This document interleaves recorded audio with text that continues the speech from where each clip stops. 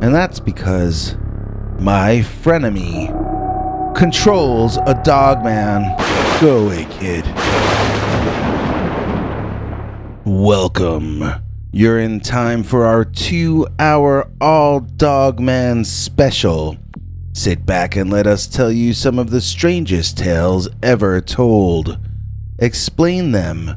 We cannot. Prove or disprove them. We cannot. Instead, we invite you to tell us whether the incidents and events truly happened as described in these scary stories.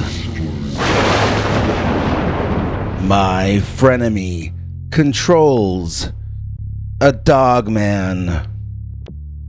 I know a guy, we can call him Brad, because he's like an ugly version of Brad Pitt. I know some of you don't think that there could be an ugly version of Brad Pitt, but that's because you haven't met the Brad that I know. He was somebody that I once really liked and thought was a good friend. I never expected the multiple betrayals, and I couldn't have expected to be forced into a close-range encounter with an actual Dogman. I mean, a dog-like man that stood over 6 feet tall and clearly took an instant dislike to me. People can mean a lot of different things when they say Dogman, but I mean an upright, man-like creature with a head very much like a feral or even prehistoric wolf and a body entirely covered with canine fur. I don't recall if it had a tail, but I do remember dog-like hind legs that it stood upright on. I'm getting ahead of myself, though I haven't given you very much context. I was in my freshman year at college when I met our Brad. I noticed quickly that when I hung out with him, girls were more likely to talk to me. They were there to talk to him, really, but I would get the spillover. He and I became friends and partners, going on double dates every weekend with a rotating and expanding cast of young women. By senior year, though, I had gotten serious with one person who we can call Marcia. Brad didn't like having to go out with a different wingman, and Marcia told me she didn't want me hanging out with Brad. So, like I said, when I was with Brad, the two of us would be swarmed by ladies. That stressed Marcia out. My relationship with Brad was strained as I worked hard to cement my relationship with Marcia. I was naive and idealistic, and I had put together a plan to convince her to marry me. I was working and putting money away, and I had an arrangement with a friend of my father's to go immediately to work at his company upon graduation. I was doing all that to put myself into a situation where Marcia would say yes when I asked her. So you can understand my feelings when I accidentally caught Brad and Marcia making out in the back of the school library one afternoon. My world sort of came crashing down.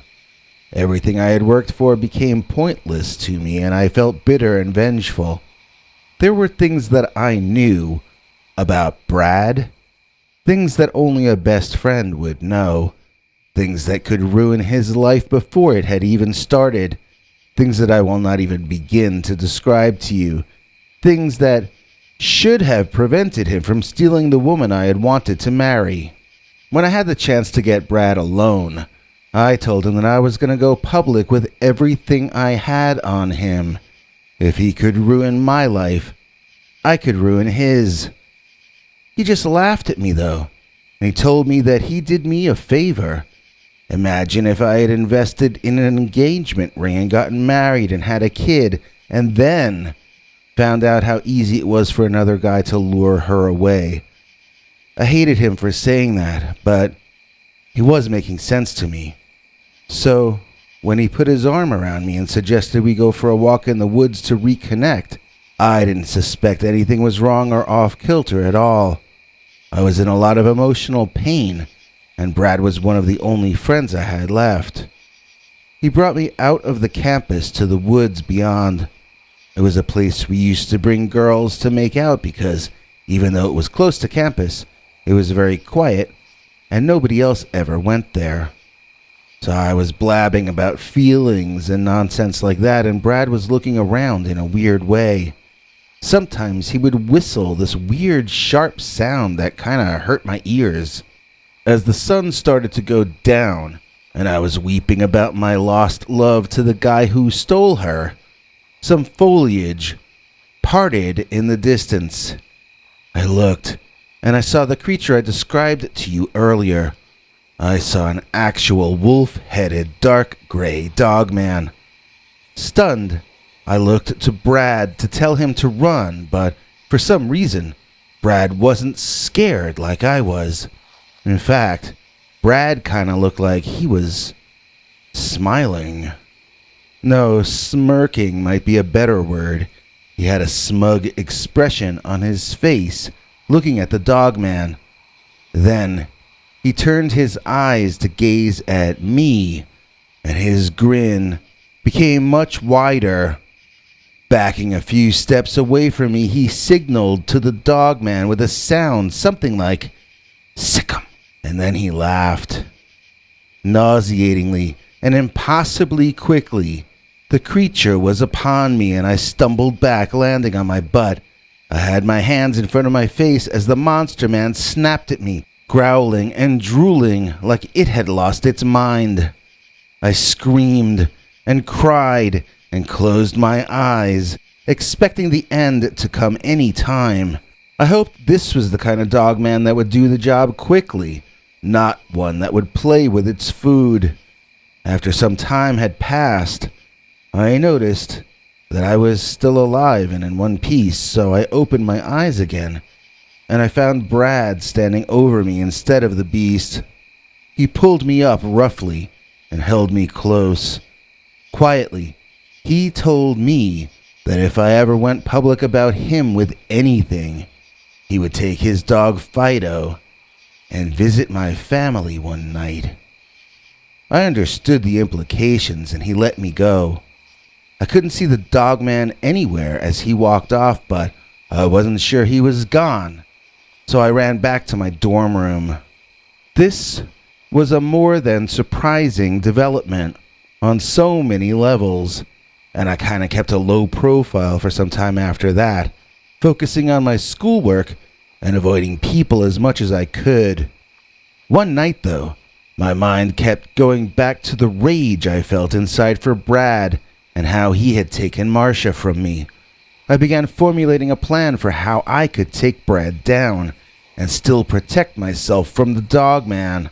I stood and looked out at the night from my second-story dorm room window, and there, in the distance, at the edge of the campus, I saw them.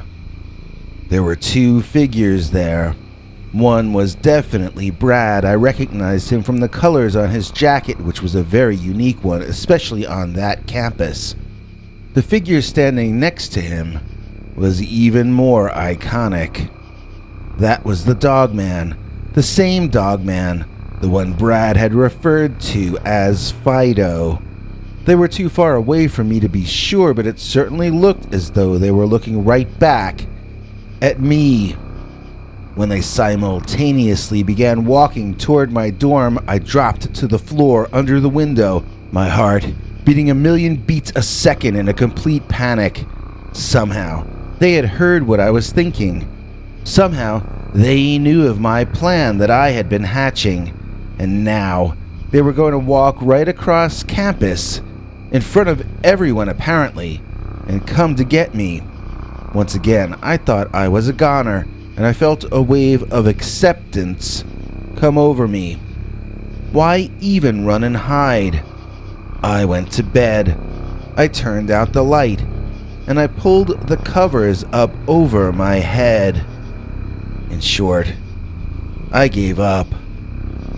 When the morning light came through my window and woke me up, it dawned on me that I wasn't dead yet.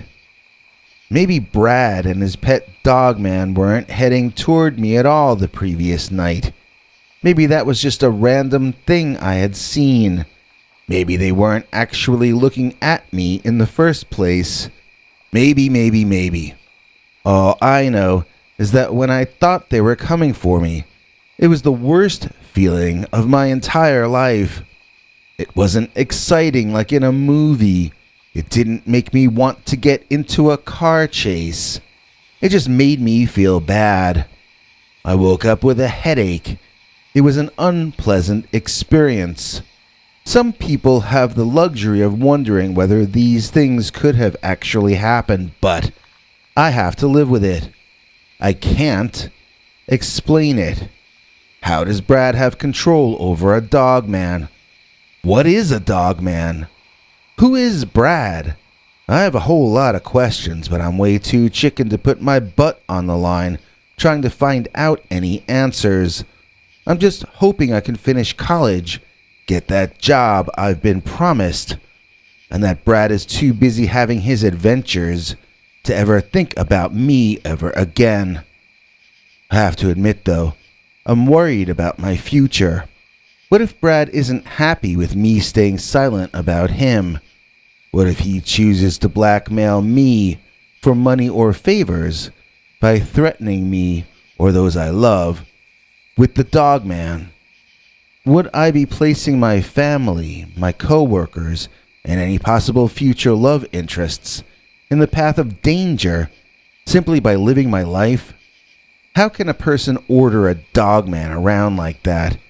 It seemed to be trained. No animal could be that well trained in just a few weeks, so Brad must have known that dogman for his entire life, or at least half of it. Do I really want to look into Brad's background and family? I probably do not.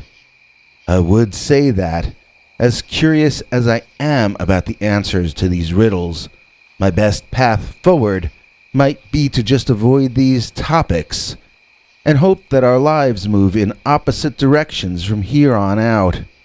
And that's because my frenemy controls a dogman. Let sleeping dogmen lie. Dear Scary Stories NYC, I have a story for you dating back to 2006 in Wisconsin, about a 3-hour drive north of Milwaukee and an hour north of Green Bay. I came upon something that I've never heard anyone else claiming to have ever seen. I saw a sleeping dogman. This was back when I was trying to live off the grid in a tent in the woods. It was not an official campground or anything, just a spot in the woods that so far I'd never seen anyone else at. It was also a place where I could turn my cell phone off and my family wouldn't be able to find me. In other words, my own bit of heaven in northern Wisconsin. Although I loved that spot, I would wander around during the days sometimes just looking to see if I could find a backup spot or, if I were especially lucky, an even better spot to camp at. One evening, as I was headed back to my tent before dark, I almost walked right onto a big, dark animal laying on a log. I swear at first I thought it was dead the way it was laying there, belly on the log, arms and legs out at the sides. It was like it had passed away while walking and just fallen forward, landing on the giant fallen tree. I wanted to know what that was, so I walked around toward the front of it to see the head. Back then, I didn't know what a dogman was, so I guessed that maybe what I was seeing was a bear-sized cat or dog. I wanted to get a photo of it, but the angle I had on the thing was untenable for getting a clear photo with my old-school 2006 cell phone. Actually, I might have been using a phone from a few years even prior to that. It was definitely before I got a smartphone, to say the least. The head of the creature was on the other side. I was seeing the tail end, and that was mainly in shadow. It was late afternoon, and the sun was beginning to go down, but the creature had found itself a secluded place to sleep that was in shadow all day long. I had known it wasn't a bear since the first second I saw it, yet it was the size of one. I thought possibly it might be a big cat, but I hadn't seen any tail in the back. The body shape was something more canine, but I'm not going to say it was a canine body because The proportions seemed wrong. I could smell the creature, but it did not smell like death. It smelled like the zoo. When I got around to the front, I saw the dog's head with tall, pointed wolf's ears on top. I also noticed that the chest cage was going in and out slightly, so the creature was still alive. That notion pulled my internal alarm system. I was way too close to a kind of a dog I had never seen before, one large enough to go head-to-head with a bear. It must be feral, and the only animals capable of acting more savage than a feral dog are human beings. I needed to get out of there ASAP.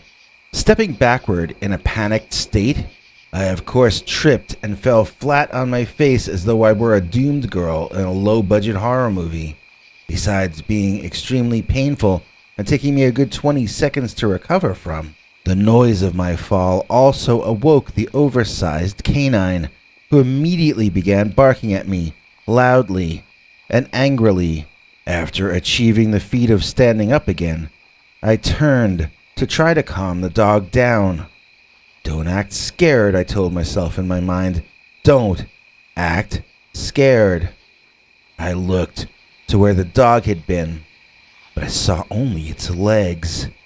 Terrified, I looked upward and saw that the bear-sized dog was standing up like a man. It was well over 6 feet, as I am 5'10", and my neck was craned backward to see the dogman's face up there. He never stopped barking once he had started. He seemed as alarmed as I was. He was not growling, and he was not looking like he was going to pounce. He looked like he was trying to frighten me off, so I obliged, moonwalking backward as well as I could manage, casting glances behind me so that I didn't trip and fall again.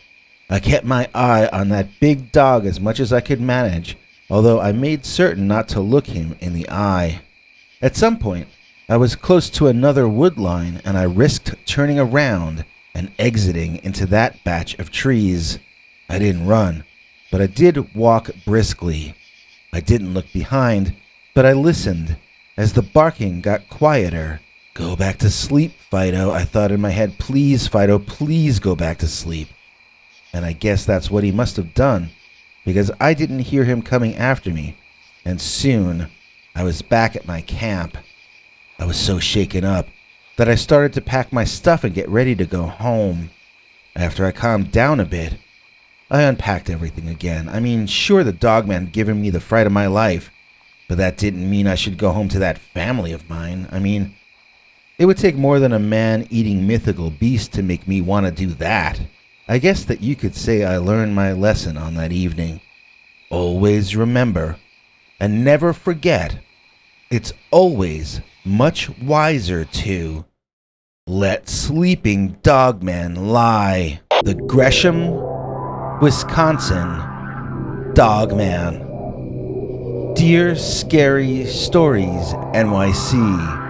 I was driving along Wisconsin Route 47, and it was a cloudy, overcast day. There was an orange sign coming up on my right, and as I drove closer, I looked over to see what the warning was. Apparently, horses with riders tend to cross the highway at that spot. Once I read the sign, I remembered that I had seen it a number of times before, then forgotten about it afterward each time once again. As I was about to glance away, I saw something dart in front of the sign. My eyes moved back, and my foot hit the brake. I expected to see a rider on horseback emerging from the woods, but what I saw instead caused me to scream out in complete surprise and fear. There was a creature every bit as tall as a horse or taller, and it was furry like a horse too, but I'd say the similarities probably end right there. This thing walked upright like a man on his hind legs, but those legs were bent like a horse's legs, not like a human's. So you'll have to forgive me if I at first thought I was seeing some kind of chimera, a fawn, or a two-legged centaur. The creature kept on walking right out in front of me, even as I swerved my car to the left to avoid hitting it. The thing had the face of a coyote and the light-colored fur that they have as well. It had a long snout like they do, but the ears were maybe a bit more like a fox's. They were very, very large canine ears, shaped roughly like wide triangles with the tops colored darker than the rest of the fur. Its eyes looked yellow to me, and at first I thought it had something wrong with them. The animal seemed very real, yet the eyes did not. I'm not sure what I mean by that, but they were very artificial looking, like dim light bulbs in its otherwise natural looking head. They stared forward, if they were seeing anything at all. The arms were thicker than a coyote's front legs. They were more like a man's arms, to be honest, held at the sides and swaying back and forth as he walked. The creature did not have a tail, and it did not pant with its tongue hanging out. It appeared to be more intelligent than a normal coyote, although once again I'm not certain exactly what I mean by that statement. This large coyote man walked upright across the highway in just a few steps. The time it took for it to cross the road was identical to the time it took me to swerve to avoid hitting it. Although the creature appeared to be in no rush and just strolling, it was moving as quickly to the left as I was. I remember skidding all the way across the highway and coming to a halt on the grass on the opposite side. The hairy creature was then visible to my right through the passenger seat window. It was continuing along its path. It was not bothered at all by my presence and seemed more focused on where it wanted to get to than where it was. I watched until it left, then made a U-turn and went back on my way. And that was pretty much all there is to tell about my sighting of the Gresham, Wisconsin Dogman, the Arcadian Werewolf. Dear Scary Stories NYC. If you look at a map of Wisconsin, you'll see that it's fairly settled and urban for the most part, except the top of the state is almost entirely taken up by two giant national forests. We tend to get a lot of people claiming to see Bigfoot and Dogman and things like that in the northern part of our state, and that would seem to make sense since that's where the wilderness is. But I saw a Dogman all the way as far south as Arcadia. Now, I'm not going to act like Arcadia is a big city like Boston or Los Angeles or anything. I think we have around 3,000 people living here. Okay, maybe 2,500.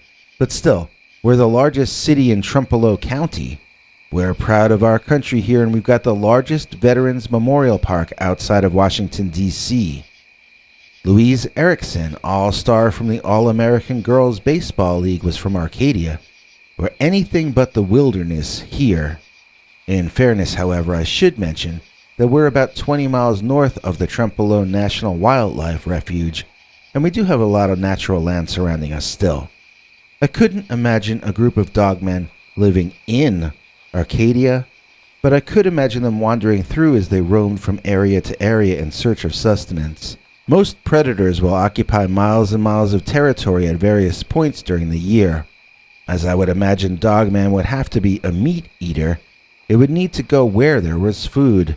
Would it follow deer herds, or would it wander randomly seeking out new food in whatever direction it smelled it? Would it migrate the same way each year? Or would it follow chance and fate and destiny? I suppose some of the answers to those questions would depend on what the Dogman eats. How varied is its diet? Does it only eat meat? Or is it like the dogs I've known, which would eat absolutely anything that they could manage to swallow? Enough conjecture. Time for me to tell you what I actually know. And that, I admit, is very little. I saw the Dogman when I was in a rowboat, rowing down the Trumpereau River. I bought a rowboat when I was younger, and occasionally I strap it to the roof of my car and drive somewhere that I can go out in the boat for a few hours. Sometimes I just like to lay there under the sun in the boat. Other times I'll go somewhere specifically to fish or because I want some exercise. Rowing a boat can give you a pretty good workout, especially your arms and pecs. So my rowboat has multiple uses for me, even though I haven't really ever used it for the traditional reason, to get from one place to another. So, as I said, I was on the Trempolo River, and that day I just needed to get away. I was rowing at some points, floating along at others. I guess I was blanking out my mind as a sort of informal meditation. It felt great to hear the birds and be out on the water. Being there was better than the best virtual reality. Real reality, someone should package and market that. But sometimes, real reality can get a little too real, and my peaceful late afternoon was interrupted as I noticed a bear taking a drink from the edge of the water on my left. I instantly became alarmed, as bears love to go in the water, and I would have no defense against the attack of such a creature. I began paddling furiously, hoping to get out of range of the immense carnivore before he noticed I was there. The huge black bear finished his drinking and pulled back from the edge of the water. I noticed it noticing me and immediately moved my eyes away. I didn't want it to see me looking directly at it, since it might take that as a challenge and come after me. I tried to follow its movements with my peripheral vision, as I was still easily within range of it. If that bear decided to take me down, I was going to be taken down. This is why I was rowing so hard. In my peripheral vision, I saw the bear stand up on its hind legs in that way that bears do, and I prayed that didn't mean he was about to come after me in the water. Flashing a quick glance over there to see what was going on, I did a double take, because the creature that was standing there no longer in any way resembled a black bear. Oh sure, the fur still looked like that of a black bear, at least from this distance, but the resemblance ended there. I could see how I could have mistaken this burly, dark, furry land mammal for a bear when I saw it with its head down, but standing fully upright, I was now looking at some sort of wolf man. Its head had pointed ears, not bear ears. The face was covered in fur with a long snout like a dog, but it was nothing like a bear face. The eyes exhibited eye shine like a cat. I don't know what kind of dog has that sort of eye shine, but apparently it's also the kind that's as big as a black bear and stands on its hind legs. I began rhythmically repeating the Lord's Prayer, because I don't know any other prayers. I'm not sure I really know that one either, but I began muttering the parts I did remember under my breath, in time with the rowing. The lines of the prayer became my mantra, and the rowing became more and more effortless as I zoned out into the repeating patterns of what I had to do in order to survive. It was good to be able to focus all my energy towards something useful while there was a predator large enough to have me for lunch on the shoreline. I was so proud of myself for not panicking that fate decided it would be really funny to test me and see how composed during a crisis I really was. So, fate convinced the Dogman to jump into the Trempolo River with a whole lot of splashing and white foam. I redoubled my efforts to row, but I wasn't doing it to any particular rhythm anymore, and I wasn't praying either. I was crying out for my mother just like a little kid might. It was not my proudest or bravest moment. I thought I was a goner. I had little doubt that the Dogman could swim, since all dogs I'd ever known loved to swim. My face was as wet from tears as from the water I was splashing on myself in my panic. Once the splashing calmed down, I could see that the Dogman was holding a fish in his claws. He had gone into the water for food, just as I thought, but it was seafood that he was looking to dine on, not the long pork. I still didn't stop rowing hard until the Dogman was completely out of my line of vision. When it was, I pulled the boat to shore and walked over to Willow Street. I just walked home and went to bed, knowing I had to retrieve both my boat and my car the next morning. In the state I was in, I just wanted to be home and safe with the doors locked and the covers pulled up over my head. I had never had such a terrifying experience before in my life. In the morning, of course, the whole thing seemed far less frightening than it had during the sundown the night before. I texted some friends about what happened, and someone else actually went to pick up my boat for me, which was very nice. Of course, I had to buy him lunch in return and tell him the entire story of the Arcadian Werewolf. I'm excited to let you know that today's very special executive producer is none other than Dave Rabbit. Dave Rabbit got the habit of watching our shows and he said, "Dagnabbit, there's a channel membership and I'm gonna grab it." So the membership's inhabited by one Mr. Dave Rabbited. Thanks, Dave Rabbit. We couldn't stay on the air without the kind contributions of people like you. And if anyone else out there would like to be as cool as Dave Rabbit who got the habit, just join our paid subscribers club at peterbernard.com, or else do what Dave did and click the join link underneath this video. Speaking of scary stories, when I was a young Bigfoot, you used to be able to read about monsters in the news a lot more often than these days. Now it's a rare event when the subject gets taken seriously outside of the Travel Channel or Destination America, you know what I mean? So I was very grateful when a viewer named Eagle Beagle sent me their personal Dogman encounter story with a link to an article about the Dogman in the area he saw it. I had totally missed this news report from 9 and 10 News in Michigan back in late July. It's actually an article about Dogman. According to this piece by Bridget Driscoll, the Dogman actually predates Bigfoot in Michigan. The sightings of the Dogman in northern Michigan especially go back to the late 1800s. The idea presented in the article is that possibly many of Michigan's Bigfoot sightings are really misidentified Dogman. Because Bigfoot is so much more famous, maybe people seeing an upright walking hairy creature from a distance in the dark will just assume that it's Bigfoot. That's the first time I've seen that argument presented in that way. I've only seen Bigfoot believers insisting that Dogman sightings are actually Bigfoot sightings. This is the first time I've seen the argument turned around.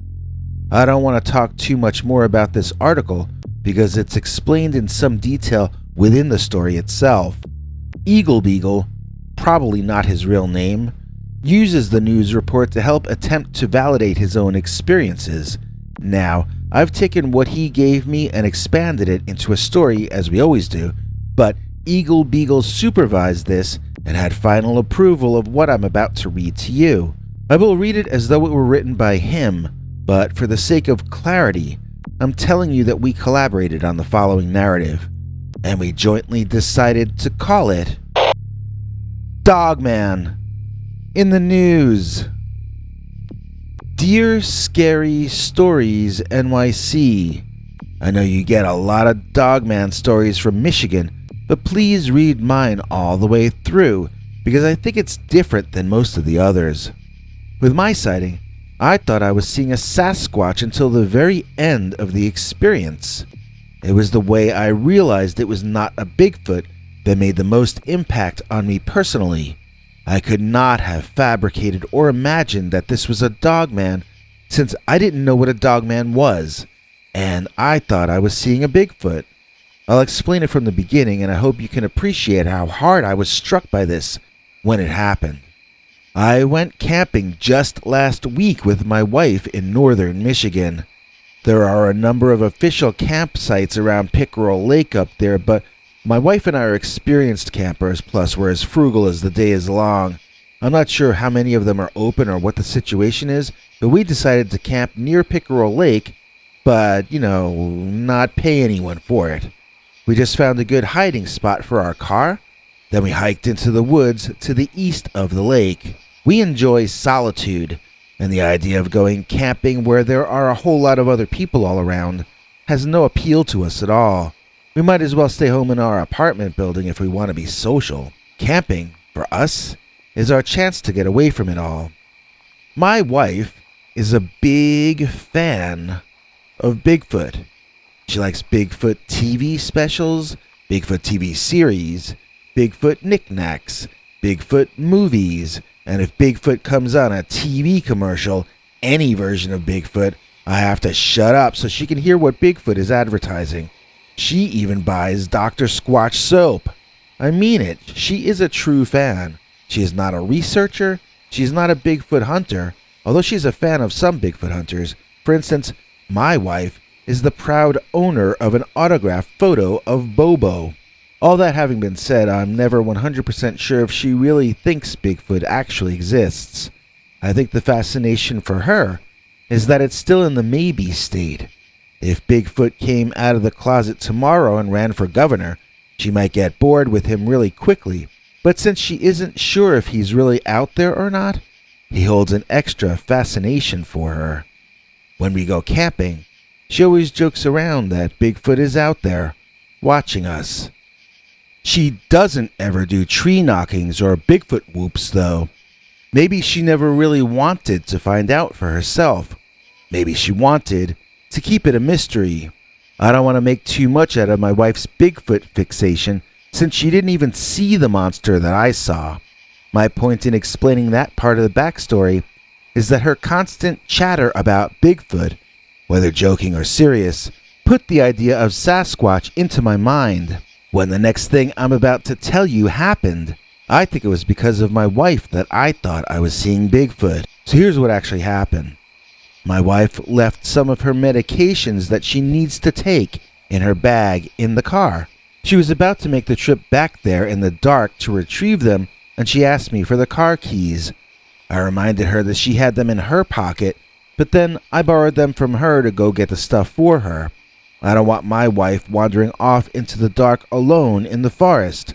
She might meet a better-looking guy than me and never come back.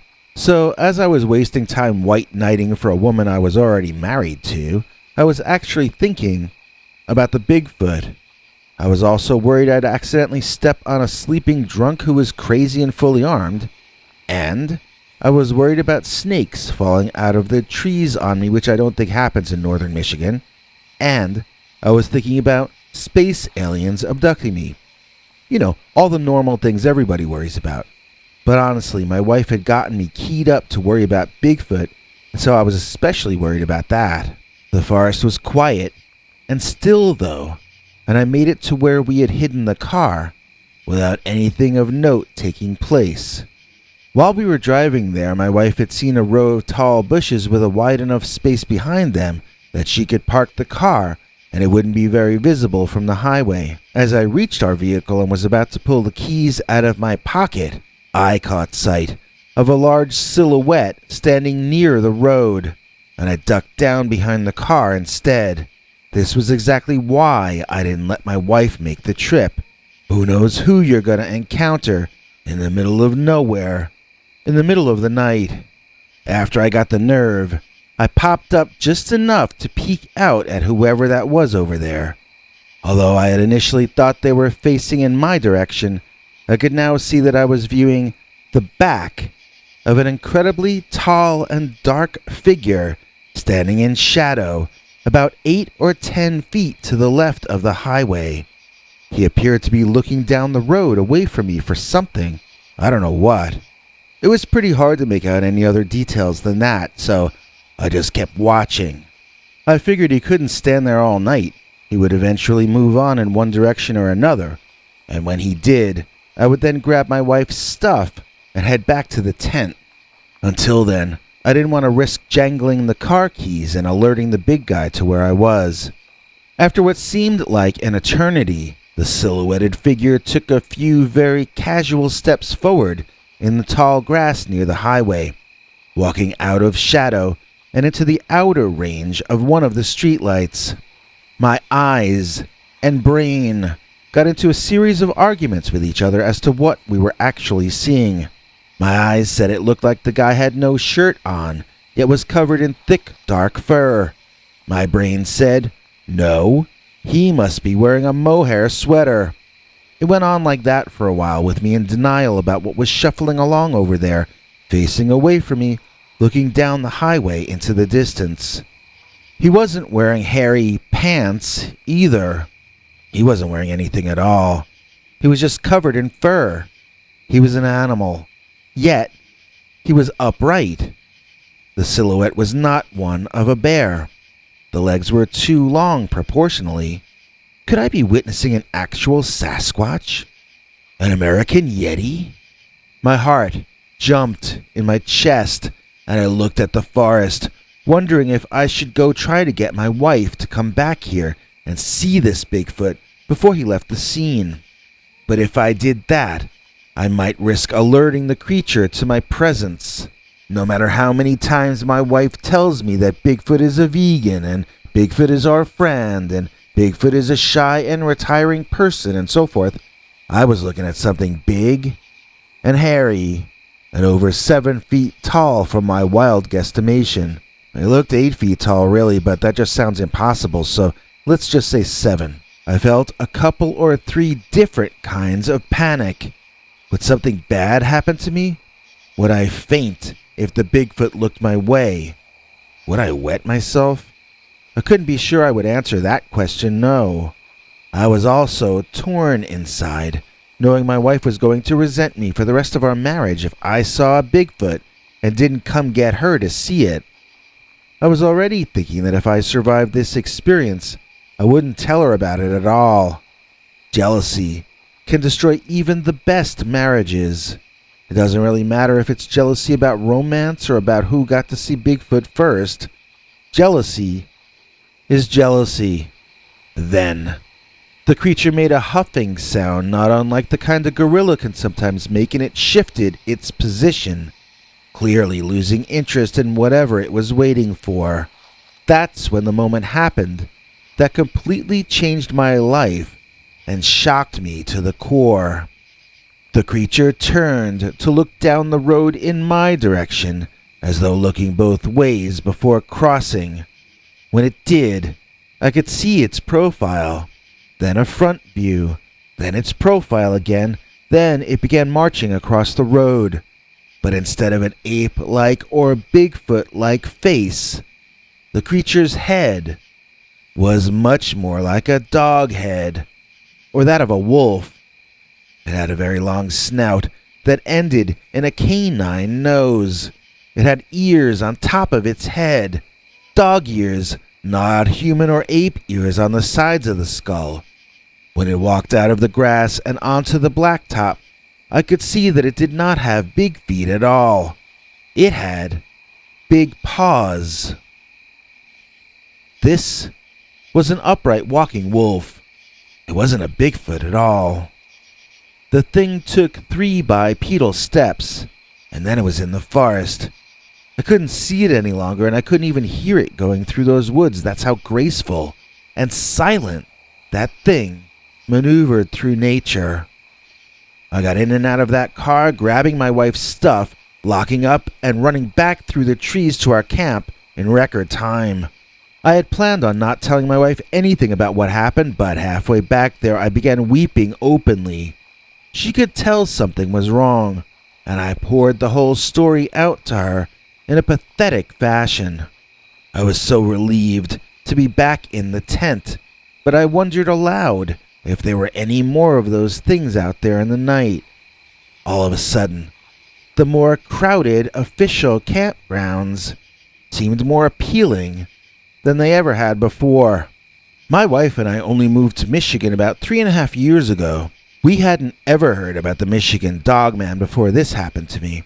When we got back from vacation, though, all of our neighbors educated us and brought us up to speed. Someone passed this article on to me, written by someone named Bridget Driscoll, and I'd like to pass it on to you. It's from a local news show in Michigan, and in the article, you'll see that they actually say that Dogman was reported in northern Michigan decades before any Bigfoot were reported there. She says that Dogman was officially reported as far back as 1887 in Wexford County. The article also brings up another interesting point I'd like to share with you. Michigan is ranked number 16 overall in Bigfoot sightings. How many of those alleged Bigfoot sightings are actually Dogman sightings, made by people like me who didn't know there were any other big hairy monsters out there going bump in the night. Your average person is not a cryptozoologist. If they see a monster, they're probably going to call it whatever monster name they've already heard before.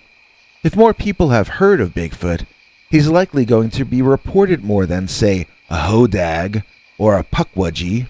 I'd like to read this one particular section of the article to you as I believe it would be allowed according to fair use, and I believe it will help to illuminate and comment on my personal experience. The article reads, Dogman is a piece of folklore close to Michiganders' hearts, and especially northern Michiganders. First spotted in 1887 by loggers working in Wexford County, Dogman predates Bigfoot. The 7-foot creature is characterized by having a human body and a dog's head. Reported encounters with Dogman or Bigfoot look the same. They're both usually spotted in wooded areas.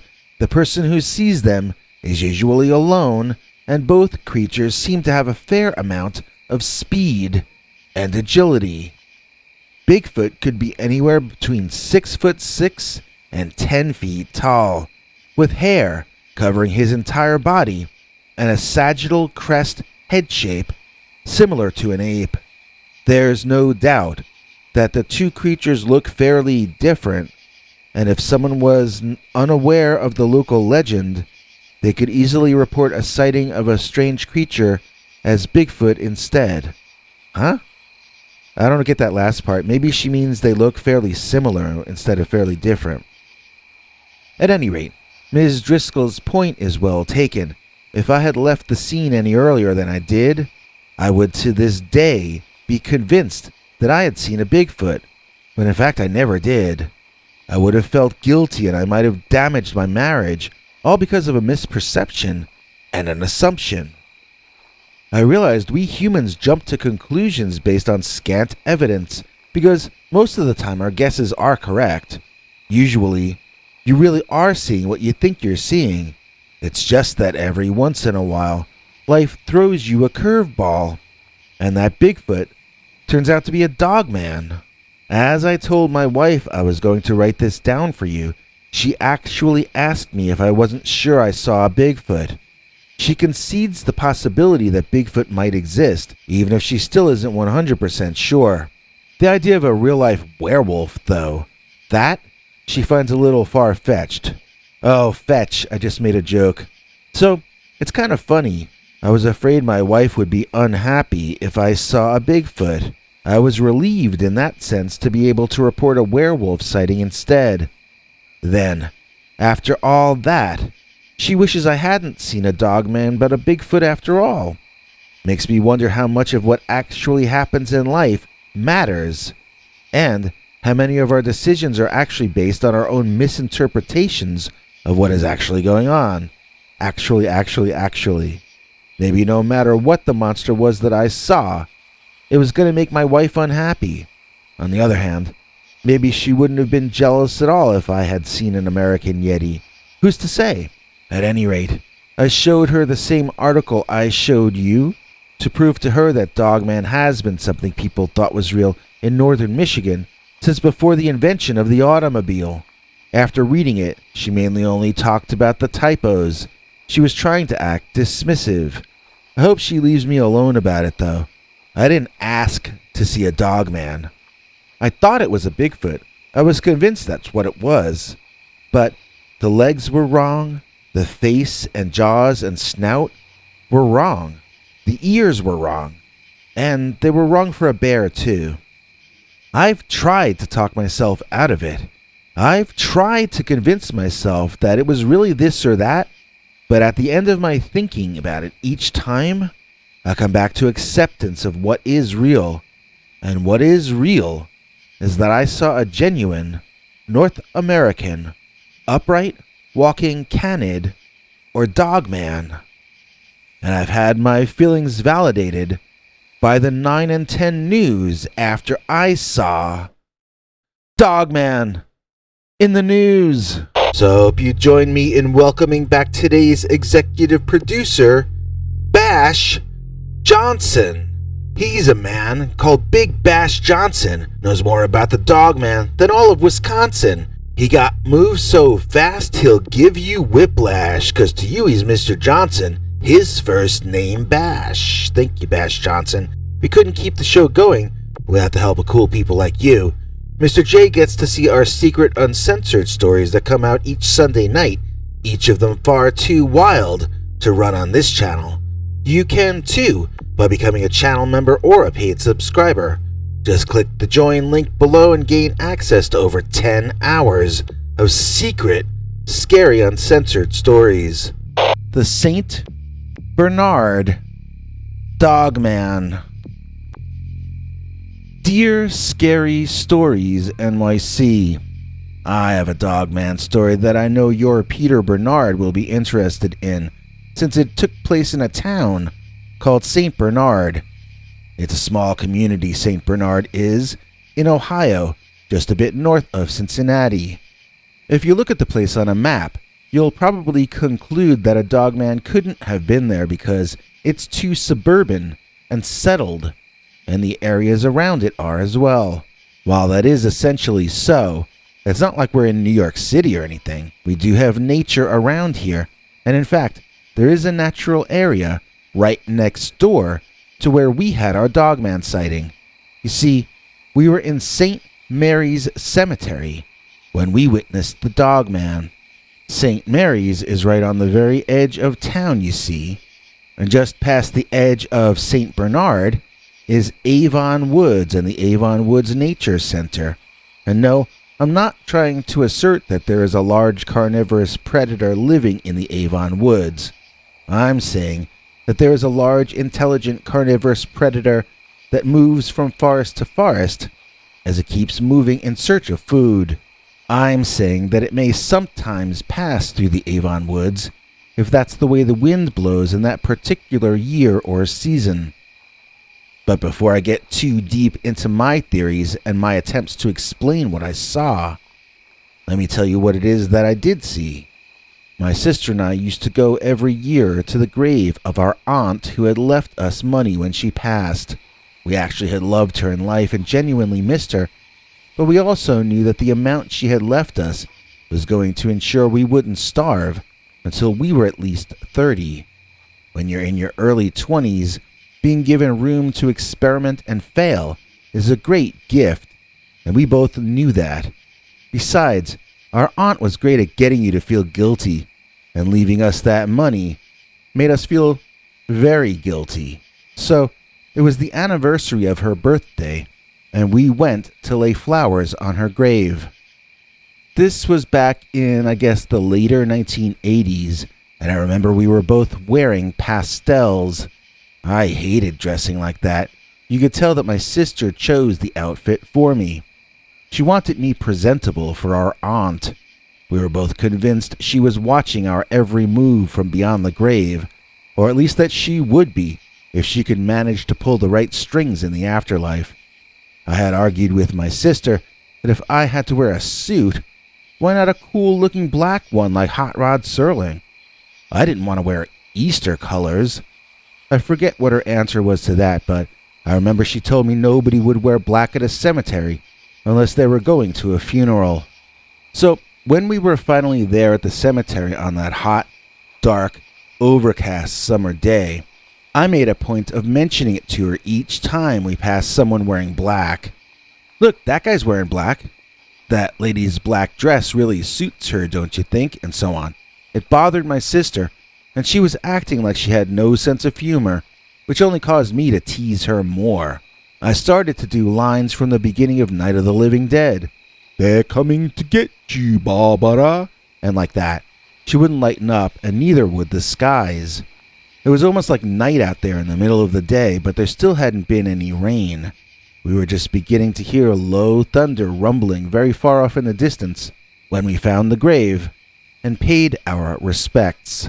Before we would leave each year, my sister had this ritual of kneeling by the grave and bowing her head, mentally saying some sort of personal prayer before we left, like she wanted to make sure she was seen as holier than me by those in the afterlife or something. So, while she was doing her act to impress the dead people, I stood there looking around the cemetery. I noticed someone else who seemed to be wearing black out of the corner of my eye, and I turned my full attention to them. I had intended to comment on their outfit for my sister's benefit, when my eyes soaked in the most stunning sight I had ever witnessed. This was not a person wearing black at all.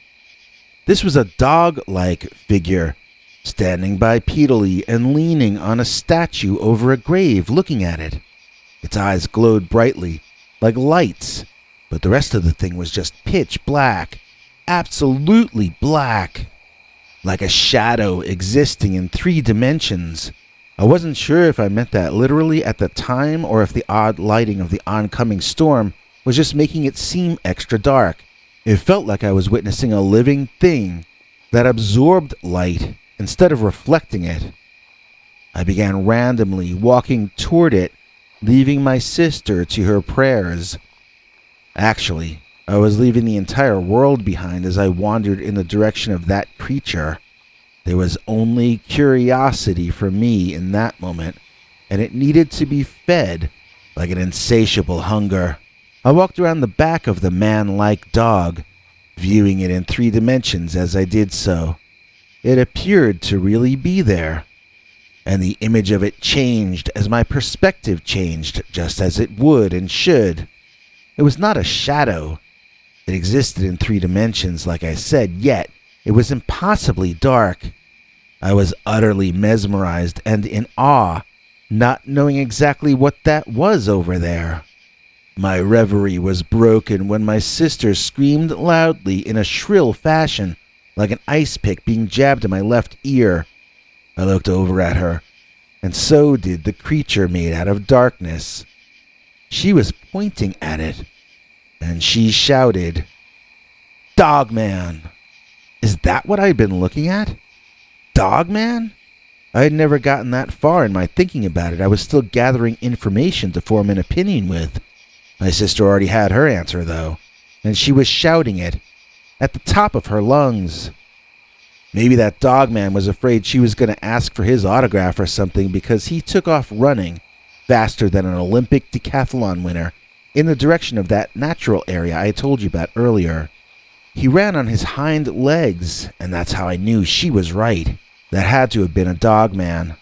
Before it ran, I just thought it was a dog propping itself up using the statue. No, it was a bipedal creature that had either been leaning on the statue or touching it for some reason unknown to me. It had been staring at that statue so weirdly and for so long. I mean, it must have had some personal meaning to that Dogman. I can't imagine what, though. When the Dogman ran away, my sister and I ran in the opposite direction, toward her car. So, in other words, he went back to the forest just outside the town limits of St. Bernard. I had been wondering if the thing might have been a shade or a ghost of some kind, but when it ran to the woods, that pretty much convinced me that this was a living creature. My sister believes without question that we saw the Dogman, which neither of us knew lived in Ohio. We had heard of the Michigan Dogman from our family who lives over there. We hadn't heard of the Dogman being in Ohio before, though. That's why I kind of leaned toward the idea that they may be a migratory species. They might not pass through Ohio every year, maybe only sometimes. That's not good enough for my sister, though. She's thought since the 80s that Dogman lives near that cemetery. She didn't come with me the following year out of fear, and the year after that, I didn't go anymore either. So, I guess Dogman ended that family tradition. I'm wondering, has anyone else seen a Dogman near St. Bernard, or in Ohio in general? Because that was the late 80s. It's been over 30 years since it happened. I've never one time heard of anyone telling a similar story in that area. Was this just a one-off? Or was there ever a return engagement for the St. Bernard Dogman? My family thinks Dogman is supernatural. Dear Scary Stories NYC, I'm writing on behalf of my entire family as we all lived through a very strange period earlier this year, just before the health crisis struck. I thank God every night before bed that we were able to move out of that house before quarantine hit. The idea of being quarantined on a property haunted by what might have been demons, as well as a dog-headed man who would spy on us through our windows at night, is not a pleasant one. I think we would have been driven insane, and we would have had to break the law and leave. We are so lucky that we got away in time, and I hope you understand why I'm saying that after I tell you the details. We were in that cursed house 6 months almost to the day. I remember because it was part of our renegotiation of our lease with the landlord. We agreed we would let him keep our security deposit and we'd pay him over time what rent we would have paid if we had been there a full year. It was a pretty horrible deal for us, and nobody should ever rent anything from that man. He's completely dishonest. He knew that property was haunted or cursed or whatever it is. He knows it now, but he'll rent the place to someone else as soon as he can. Part of our deal with him is that we don't reveal the location to the public so that he can go on swindling people out of money for land that is not fit for humans to live on. The only thing I'm going to tell you is that it's in Pennsylvania. I doubt that'll surprise anyone. We didn't only have to deal with Dogman when we lived at this house. The main thing, I guess, was the way the house seemed haunted. Those of you into ghost hunting may ask if we had a residual haunting, or a poltergeist, or demons, or possibly the ghost of someone who died on the property with a message for us. My answer would have to be yes, to basically any of those. At different times, it seemed like each of those different things. My wife would always be misplacing her car keys, which hasn't happened again since we moved. She would find them in odd places like the freezer. My son's television would turn on in the middle of the night, and then the volume would turn itself up to full. The first time it happened, I ran in his room angry, only to find him pale as a sheet, panicked, and telling me he had seen the shadow of a man sitting on the end of his bed, watching the TV. We would also experience what might be called poltergeist phenomena, as objects would sometimes fly across the room randomly. A wooden spoon once flew out of the kitchen and through the dining room during dinner, for instance. Small objects would drop out of the ceiling onto the table while we ate, sometimes landing in the food. It could be a pebble, a marble, a penny, and one time the tail feather of a pigeon floated down, at least according to our neighbor the bird watcher who we showed it to. Whatever dropped onto the table was always hot at first, so we learned to wait 15 or 20 seconds before picking any of them up. I would hear voices talking into my ear at night. They were always very close, and sometimes I could feel the warmth of their breath. They would say things to me that didn't seem to make any sense, so when I asked around about it, most of the opinions I got back were that it was just an audio illusion brought on by being half awake and half asleep. No, I've had those as well, but this felt different, and it stopped happening after we moved out.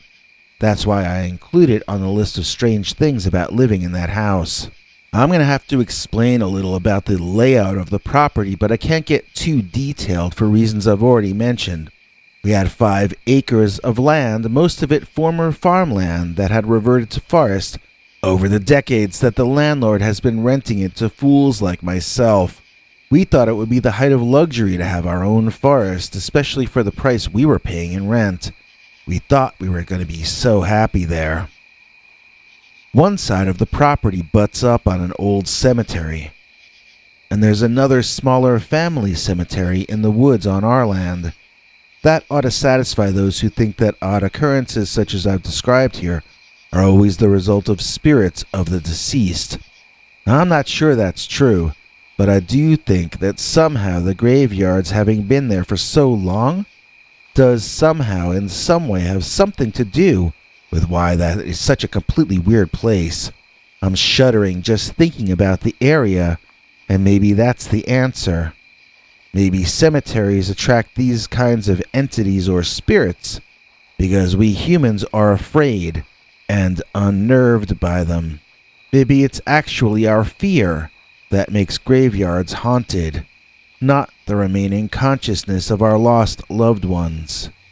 Or else, how do you explain the strange man with the dog head that would stare into our windows at night, scaring the hell out of my wife and kids? That isn't something you can explain away by saying someone died on the property. If that were a spirit, why would it manifest in such an odd-looking way? And why would it stare at us with that strange, inexplicable expression in its eyes? What did that mean? Was it asking us a question? Was it hurt by something we had done? Why would it give us that look? The first time we saw the Dogman, we had just gone through a day of things falling on top of our heads. Each of us had at least 2 small objects come into existence over us and ping us on their way down. We were seriously losing our patience with the sense of humor that the phenomenon seemed to possess. Already at that point, we were beginning to think of it all as one thing, although none of us could explain how we meant that. So I was asleep, and my daughter woke me up to tell me that there was a Dogman outside the bathroom window, and it wouldn't let her do her business. I remember saying, sure, why not? A Dogman outside the bathroom? Seems like the next logical thing that should happen around here. I put my bathrobe on and marched to see what my girl was talking about. I fully expected something to be there. My family are all very honest, but I have to admit, I was taken aback by what I actually saw. There was a hairy man outside, or at least a hairy figure with a man-like chest and shoulders.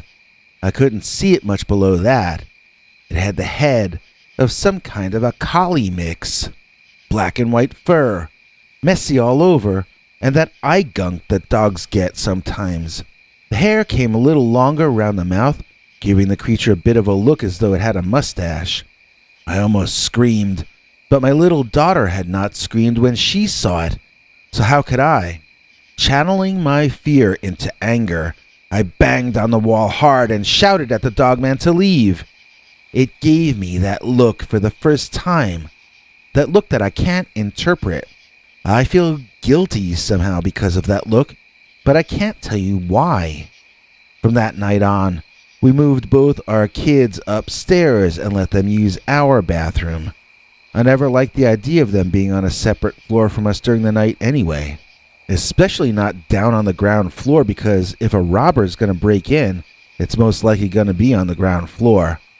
And if the Dogman is going to spy on you with his weird facial expressions, he's also more likely to do that on the ground floor as well. Once the kids were upstairs with us, we started hearing loud, heavy footsteps in the attic. It sounded as though there was somebody really big with boots on and they were stomping around up there. There's only one problem with that. This house has a double basement, but it has no attic, not even any storage space up there. The morning after hearing the attic footsteps for the first time, my wife actually hired a building contractor type guy to come out and look at the house and assure her we didn't have someone trapped above our bedroom who needed us to rescue him. This guy looked at the blueprints, looked around the house, then basically laughed at us for being so superstitious and weird as to believe in ghosts. He told us condescendingly that his entire life was houses. All he did, and all his family did for 2 generations, was build and repair houses. He told us he could assure us of one thing. A house can be a lot of different kinds of things, but it cannot be haunted.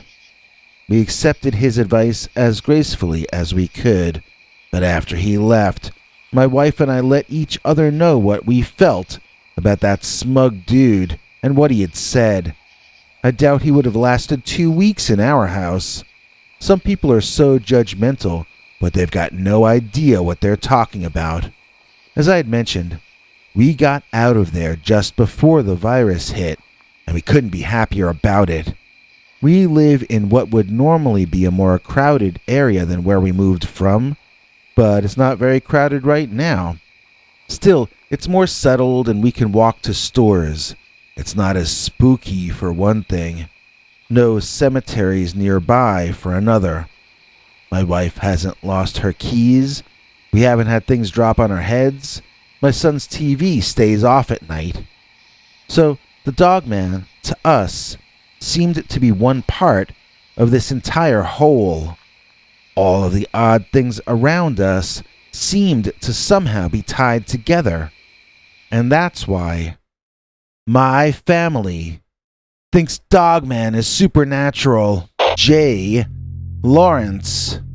I'm talking about a person by the name of Lawrence, cooler than the baddest downloaded torrents. You can safely bet all your life insurance that today's EP is the J. Lawrence. Thank you, the J. Lawrence. We couldn't do the show without cool people like yourself. The Buttermilk Falls Dogman Incident. Dear Scary Stories NYC. My girlfriend and I had a very strange encounter with a dog-headed ape-like man at Buttermilk Falls in New Jersey. I don't want to give our names because we were there on a Friday, and the place is closed on Fridays. It's just that going there when other people are around is sort of pointless, in our opinion. Yeah, it's beautiful, but who cares if you have to listen to people cursing and babies crying? So, my girlfriend, we can call her Emily, she came up with the idea of us sneaking in when nobody else was supposed to be there. I asked her, what if they do maintenance when it's closed? She asked me what maintenance a forest and a body of water needs. I said, well, maybe they have private parties there when it's closed. She squealed with excitement and said, well, then let's crash. So, our plan was to sneak in and see if the coast was clear. Then if we got caught, we just played dumb. Neither of us are really all that smart, so it's not that much of a stretch. Well, we didn't see anyone around, so we stripped to our bathing suits and jumped in the water. It's not really deep enough to do much more than wade around and splash each other, so that's what we did. After having fun and chasing each other around for a while, we started to get worn out, and then Emily was beginning to act all romantic. We wandered around and found this sort of a treehouse kind of a thing. I don't know if it was part of the park or if we were in someone's backyard, but either way, we climbed up onto the single-room treehouse and realized it must be a viewing platform. It was like 360 degrees of sense-around beauty. It felt like one of those moments from the movies, and we got lost in each other's undivided attention for a long while. At some point, we began to be able to direct our attention outward again, and when that happened, Emily did a very understated shock take. I noticed it and directed my eyes silently to what had surprised her before she could motion with her hands to alert me about it. While Emily might have been surprised by what was down there, I kind of felt something far more like horror at what my eyes were showing me and what they weren't. I could sort of tell that there was something there, and yet, at the same time, I felt almost as though I couldn't see it at all.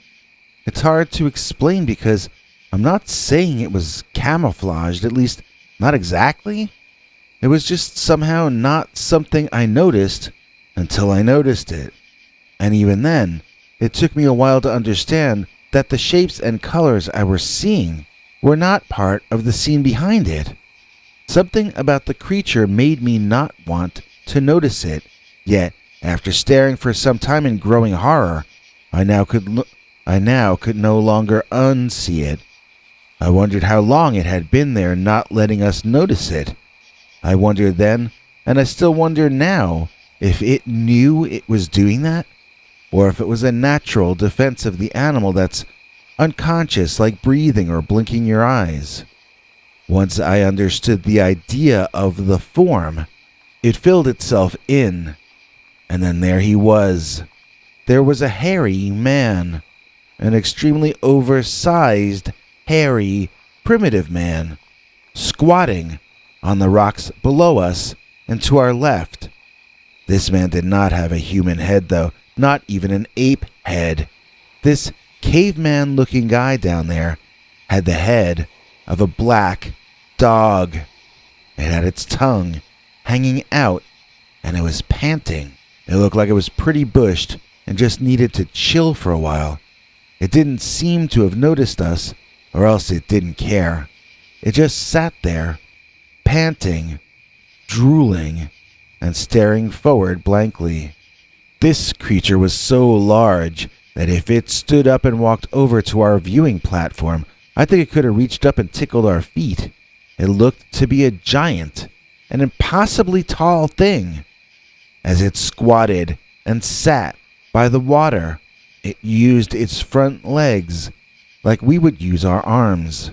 It would scoop water up in its cupped palm and drink, and sometimes it would stroke its chin hair with its finger, as though deep in thought, but always with that unintelligent panting dog look on its face.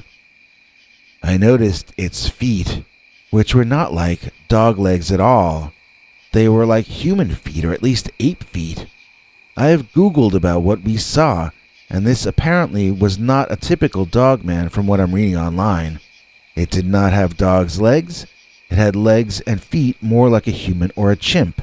Of course, it just sat there squatting the way an ape would. I don't know if it stood and walked upright, or maybe walked on all fours and climbed the way a chimp might. If this kind of Dogman did live in the trees like chimpanzees, that might explain why nobody seems to have noticed them before. But still, for a 25-foot tall giant to live in a tree, it would probably need to be a redwood, and I don't think we have those in New Jersey. So, assuming this was not a shared hallucination, where would such a creature live most of the time when people weren't noticing it? Could it really exist right in front of us, without most people seeing it there?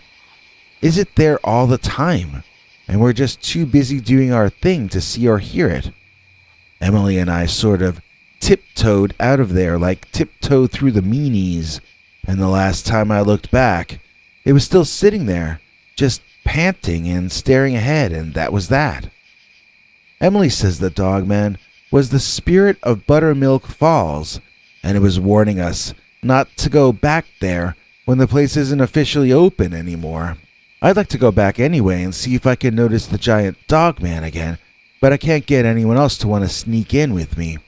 I know the Dogman isn't going to be there during business hours. It gets too crowded with people.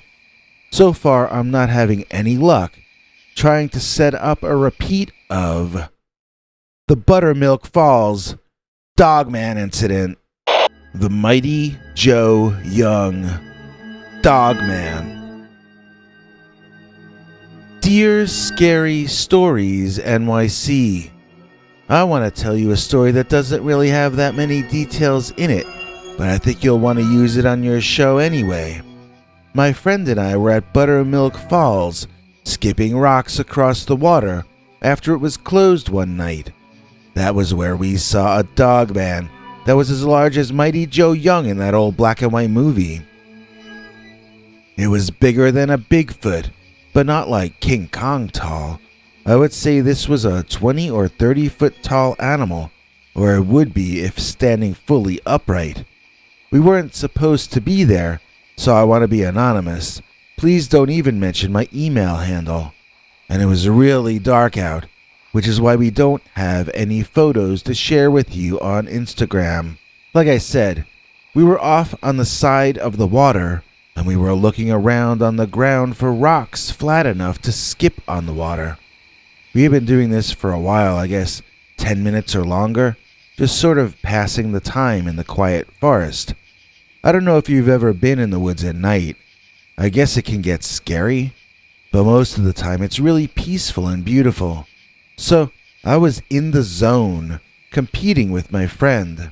We count the number of bounces on the water that we can make the rocks skip, and the first 1 to 50 total skips wins the game.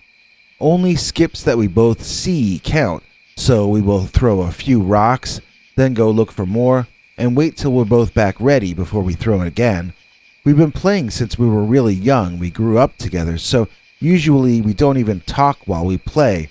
It's all silent until someone claims victory. So, during one of the times when we were looking down, searching for more rocks to skip, I heard a big kerplunk back in the water. I thought my buddy was throwing rocks when I wasn't looking, so I turned around and almost said something to him about it. The thing is, when I turned, I saw him standing not far from me, and he also was looking at the water to see what had made that big splash. When I looked where he was looking, I thought I was going to drop on the spot and never get up. It was like I was looking out at a special effects movie, not the Buttermilk Falls. There was a giant monster in the water. It was like something from an old 1950s monster picture. Maybe this would be the radioactive Dogman, or maybe this would be Mighty Joe Young Part 2. It looked just like a big upright ape, but this ape had a dog-like head. Maybe a wolf-like head. I'm not a nature expert. And it was dark. It had hair, or fur, colored like a black bear. But this was like 3 times taller than a black bear. This had to be 20 feet tall. It just had to be. I know how crazy that sounds, and I know how impossible that is. If something 20 feet tall, anything 20 feet tall, lived near Buttermilk Falls, I'm pretty sure everyone would know about it. It's not like this is an unpopulated area. It's New Jersey, for heaven's sake. We're not that far from New York City. There can't be a 20-foot tall creature here in New Jersey. It just isn't something that would be possible. So, I don't know what to tell you, because that's what me and my friend were looking at, and it was playing in the water. The way it acted, it seemed like it was a young animal. The idea that this might be the smallest one of his family was a pretty chilling thought, and I motioned to my friend for us to split before the rest of that giant kid's family arrived. When we got back to my friend's place, we told his father, Dustin, about what we saw. Dustin has said for years that we should go Bigfoot hunting together in upstate New York one summer, so you know he's open to hearing about cryptid sightings. Well, even he thought we were joking, and when we said we weren't, he smelled our breath to see if we were drunk. So we both found out pretty quickly that this is not a story that's easy for people to believe. Dustin saw how he had hurt our feelings by laughing at us. He didn't expect us to get so glum for days afterward, and it made him start to think that maybe we were telling the truth after all. Now we're planning to start camping in the area beginning in September and lasting as long as we can into the autumn. It's not officially dogman hunting, but we do plan on keeping our eyes and ears open, especially at night. We are not the only ones who think this creature is nocturnal. My sighting of the monster only showed it from the knees upward, and we did not see its lower legs or feet. However, according to most witness lore across the country, the dogman has legs like the hind legs of a dog. Of course, I don't know if any of the other sightings were of creatures as large as the one we saw. I suppose that with something so much larger, all bets are off as to whether it's related to other kinds of dogman, or might be something new all by itself. All I know is, as huge and scary as that animal was, I still am hoping that when we go camping, I get a second chance to see the Mighty Joe Young Dogman. And now, let's jump in the Bigfoot mobile and take a 5-minute drive just 2 miles south to the India Brook Natural Area. That's how close to those last 2 sightings this next one is. I just wanted to establish that visually for you, in case for some reason you're unfamiliar with this part of New Jersey. And now, let's jump into our final tale of the episode, a particularly creepy one we call A Huge Dog walking upright in New Jersey. Dear Scary Stories NYC. I'm not sure if this is exactly a Dogman story or not, but the thing I encountered was bipedal and did have a dog head. It didn't behave like an animal though, so you tell me what this was. My son had come back from a tour of duty overseas, a changed man. He would never talk to us about what was wrong, and he refused to seek help with his problems, even refusing counseling from the VA. It was rough for a while, but he seemed to be getting better and he found himself a job, so I thought the worst of it was over. Then, one night, about a year or 14 months after he got back to the States, I was driving with my son in the back seat and his mother in the passenger seat. We were on Mountainside Road, which has no streetlights, so it can get pretty dark at night. It's surrounded by trees, although on the right side, if you're heading in that direction, there are houses. To the left of us was a deeper forest, including the India Brook Natural Area. My wife and I were chatting in the front seat when suddenly, out of nowhere, while we were going 25 miles an hour, our son leaped out of the back seat and rolled on the road. I screeched the car to a halt and I saw him in my rear view mirror get up and run into the woods. Even in the dark I could see where he had run off the highway, so I ran to that spot, and sure enough, there was a path there, which I followed at top speed. Now, my son is an athletic guy, and he was especially so back when this happened, but I was the top runner in my high school, and I kept in shape even into my relatively old age, so I saw where my son entered the woods, and I entered after him. I had no doubt that I would find my boy, and I never feared that this would all turn out okay in the end. Faith is for times like that, so I don't worry. I just trust, and then I give my best effort. It helps you pretend you aren't more scared than you've ever been before in your life. To finally get my son back, then lose him senselessly in the forest at night for no reason, that was a tragedy I would not allow myself to think about, and would not allow to come into reality. I ran on instinct at first, since my eyes took some time to adjust to how remarkably dark it can get in the woods. I got lucky, as I soon could hear him in the woods in front of me. I could hear the branches breaking as he pushed his way through trees, and I just followed the sounds, knowing that sooner or later I would catch up to him. And what would happen then? This continued for far longer than I really first expected.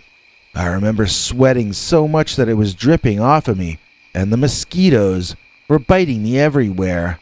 It felt like we had been in the woods a half hour, and I was beginning to get worn out. All of my energy returned in an instant, as ahead of me, I heard my son let out a blood-curdling scream. I suddenly had the strength of 10 men as I parted the woods to get to where my son was. Shortly, I could see him through the trees in a clearing, and he seemed to be down on his knees. I wanted to run out and see to him. I wanted to hold him again and tell him everything was all right. But somehow, when I reached the edge of the tree line, that no longer mattered enough to my body for it to listen to my opinion any longer. I stood motionless at the edge of the woods and looked out into the small clearing at my kneeling son. It was only then when I noticed the very large chimera monster standing in front of him. I at first thought it was the Minotaur of legend, and it really was shaped like that. Animal hind legs, yet standing up bipedally, and with a humanoid top half. But the face of the chimera was not a bull. This immense, muscular, hairy monster had the head of a wolf, but a demonic monster wolf with glowing yellowish eyes. My son stared up at this monster and the monster stared down at my son. It was as though there were some kind of communication going on between them, but I could hear nothing. It felt like we were there for a minute or two. Then the Dogman walked off in one direction, and my son came over to me. We walked back to the car.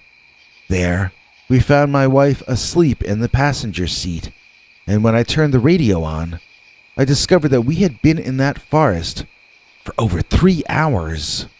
My wife was also unaware that so much time had passed, and my son was not responding to us when we would question him. The next morning, none of us talked about any of this over breakfast. I only remembered it later in the day, and then I sort of shrugged it off and pushed it aside. It was only 5 or 6 years later, when our son was getting married, that the memories of it came back to me. Such a strange episode. That Minotaur Dogman must have been a good 12 feet tall, just a ridiculously tall thing. And after that, my son just kind of became normal again. He doesn't lead the perfect life, but he's together. His wife loves him. He has a decent job, and he has a son of his own now. And somehow, I know that has something to do with that weird late-night visit he made to a huge dog walking upright in New Jersey. Let me introduce tonight's executive producer, Bradley Poole, the interlooper.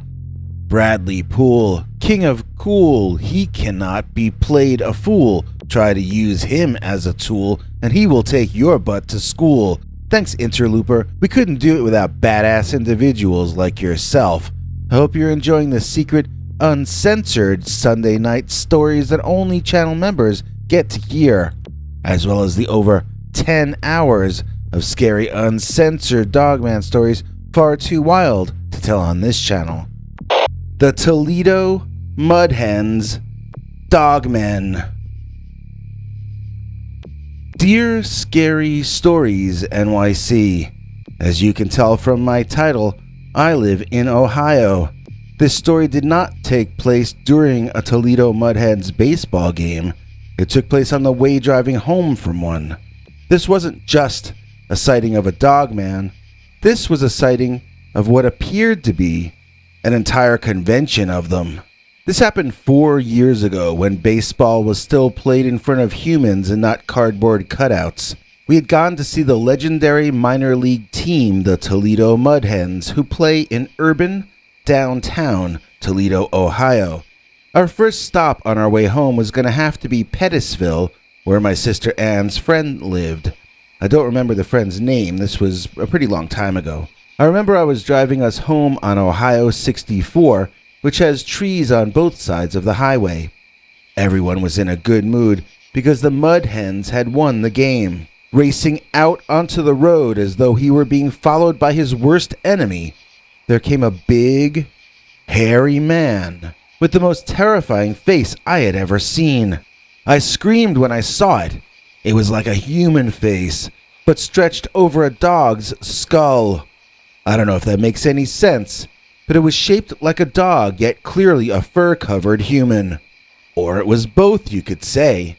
I felt nauseous looking at it, as though that creature were vibrating differently from everything else around us. I swerved to miss the creature and spun in a circle as it ran into the woods and disappeared. The car ended up stopping at the edge of the highway, facing the wrong direction. If there had been any traffic, even very light traffic, this would have ended up a disastrous accident. As it was, with the dog-headed giant man avoiding running into us, the result was just a car full of people completely stunned and experiencing some kind of borderline shock. It took a few minutes of us facing the wrong direction on the highway for it to dawn on us that we probably should turn the car around. It was a dark night, and we were all dead silent from that point forward. It was like the drive of doom, as we were too stunned to even talk about what had just happened. After a while of driving like a zombie, my sister's boyfriend from back then, Ron, offered to drive so that I could sit in the back seat for a while and take a break. I was in no position to argue with him as I wasn't feeling too well and I probably shouldn't have been driving anyway. So I pulled the car off the road and got out, almost tipping over when I tried to stand up. I was a little more out of it than I had realized when I was sitting down. While I got in the back and he took over in the driver's seat, we heard a howling off in the distance. It gave me the creeps, and I made sure all our doors were locked before Ron took off toward Pettisville. This was the kind of thing that can rile you up for a while. We were still freaking out about what had just happened when Ron started beeping and swerving all over the road again. That time, when I looked, I saw a small one running from left to right across the highway, and a gray one that was medium-sized running right to left. I guess the smaller one was about 3 or 4 feet tall, and the medium-sized one was 5 feet tall or so. I'm guessing because these things ran across the road so fast. It was almost like they had been fired out of a slingshot. I never saw animals that moved so fast. They ran faster than deer. But these Dogman things, they ran on 2 legs. How sick is that? Seeing 3 Dogmen within the space of maybe 10-15 minutes? It was like they overpopulated in that area, and they were scurrying around in the night like mammalian cockroaches. I think it must have been a very temporary situation, though, as I've never heard about the creatures in that area again. Maybe they were fans of the Toledo Mudhens and just celebrating the victory, who knows. I have a continuing interest in the Dogman because I want to understand how there could be so many in one spot one day, then never be any in the state anymore after that. If they migrate, shouldn't we see them pass through the same places every year at the same time? That's what it means when other animals migrate. Does Dogman migrate differently each year? If so, why? My buddies and I mean my current friends in 2020, are talking about doing a Dogman campout in the area that we made those sightings on that night. None of those guys were with me when the story happened, but they've heard me talk about it enough, and so they want to go look for themselves. We were going to wait for the health thing to end, but now we're growing more concerned that we go while it's still warm enough out. So for now, our goal is to camp out in that area in September. If anything interesting happens, I'll let you know. That is, if I don't get eaten for dinner by the Toledo Mudhens Dogman. The Dogman. Only my wife could see. Dear Scary Stories NYC. I have a story for you about the Dogman that I think proves it is some kind of evil or demonic entity. I think it feeds off of fear and strife, and that it causes bad things to happen around it for its own pleasure. This is the story of how Dogman almost destroyed my marriage, just because he could. I've been listening to a few of the episodes on your channel, and I noticed how often the stories revolve around a couple engaged in quarreling. I don't think that's a coincidence. I think evil is attracted to petty fights, hoping to escalate them into truly horrible actions. And if evil comes upon a couple who are actually happy together, evil will try to get them to bicker with each other. If you aren't aware of this, and if you don't guard against this, it can snowball out of control. And then, before you know it, you're dividing your assets and evil goes off to suck the love out of some other poor couple's life. I guess my story starts when, as a wedding gift, my great aunt Sylvia gave me and my bride a lovely cottage out in the country. Both of us work on the internet, so we had the option of living anywhere. Aunt Sylvia told us it was her wedding cottage, but it had been abandoned since Great Uncle Horace had passed on, and she moved back to the family estate. The house was not a mansion, but it was far nicer than what we could afford at the time, and it would be large enough for us to raise a child in, maybe even 2. It didn't matter though, since the Dogman was not going to allow us to be happy in that place. The Dogman appeared in our lives in a very strange way compared to any of the other stories I've listened to. We began to hear it growling at night.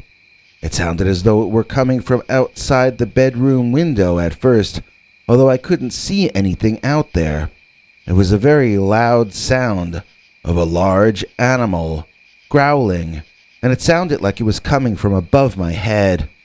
I looked in the trees. I looked on the ground. I saw nothing. The next night, the same thing happened, although it began after we were asleep, and it woke my wife Martha first. She woke me up, and it was after 2 a.m. according to my alarm clock. I put on my bathrobe, but she insisted I not go outside. She said she had seen what was making the growling, and that it wouldn't be safe for me out there. I asked her why she even woke me up then, and we began to argue. She never explained what she had seen, and I was too tired and annoyed to even ask. The next night we were left alone for a night off, but then the phenomenon returned with a vengeance. We were feeling a bit frisky, but the growling made it impossible for us to have our private wedded bliss. Martha was convinced that the growling thing was somehow watching us, and I had the same strange feeling. Again, I looked out the window and I saw nothing out there, but when my wife came to look, she reacted in horror. I asked her to point out what was making her react so strongly, and she pointed out the window. I looked, and I saw the lawn, and I saw the trees, and I saw part of the neighbor's property. I had no idea what she was pointing at. She became furious at me and told me to stop acting dumb. Bam! Another argument, this time with ad hominem and straw man attacks, deliberately hurtful comments, and spiteful threats. The Dogman had already won, and I didn't even know I was in a battle with him. The most difficult part of this for me to believe in retrospect is not that we were besieged by this supernatural half-wolf, half-man demon. It's that it took me till the third time my wife claimed to have seen the thing before I even asked her to tell me what she saw. That's how on edge the entity had made us, and how quickly it had dominated the situation. We had our guards down. We thought we were alone in the country. We were the opposite of alone, and with nobody else around for almost a quarter mile, we were utterly defenseless against this unknown attacker of our happiness. It was 3-something in the morning, and I was so annoyed at my wife for waking me up from a dream that we launched straight into a shouting match before she even told me why she woke me up. When she did, she told me the creature was in the house. That shut me up. I listened, and in fact, it did sound like the growling was now coming from the first floor below us. I told Martha to call the cops quietly, and I grabbed my Mike Schmidt autographed baseball bat, then tiptoed downstairs. When I got down there, I saw nobody. No people, no growling tigers, nothing. I couldn't hear the growling anymore either. I was finishing checking out the pantry when I heard the police pulling up out front. Reading them outside the front door, I told them what I just told you, and they asked if I would like for them to check out the grounds to see if they could find anything. I said yes, and thanked them, then went back inside to talk to Martha, who had come downstairs in the meantime. She told me she could give the officers a description if they didn't find the trespasser themselves, and I told her the cops would ring the doorbell to let us know what was up before they split. Ding dong, and there were the cops. They told us they found nothing. No prowlers, no cats or dogs, and most of all, no animal tracks of any kind. They suggested we get a motion-activated light system, which usually will scare most animals away from your property. Other options might be trail cams, fences, or even hiring a nighttime security guard if we were feeling especially unsafe.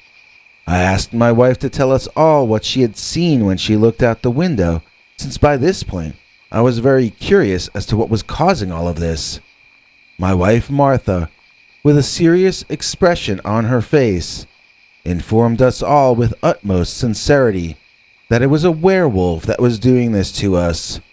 My jaw dropped, but she was only getting started. She went on to inform us that the werewolf was over 7 feet tall. One of the officers nodded his head and assured her, "They can get that tall sometimes, ma'am." She couldn't tell that he was humoring her, and she got even more enthusiastic in her description of the monster, as she openly called it. It had glowing eyes, she told us.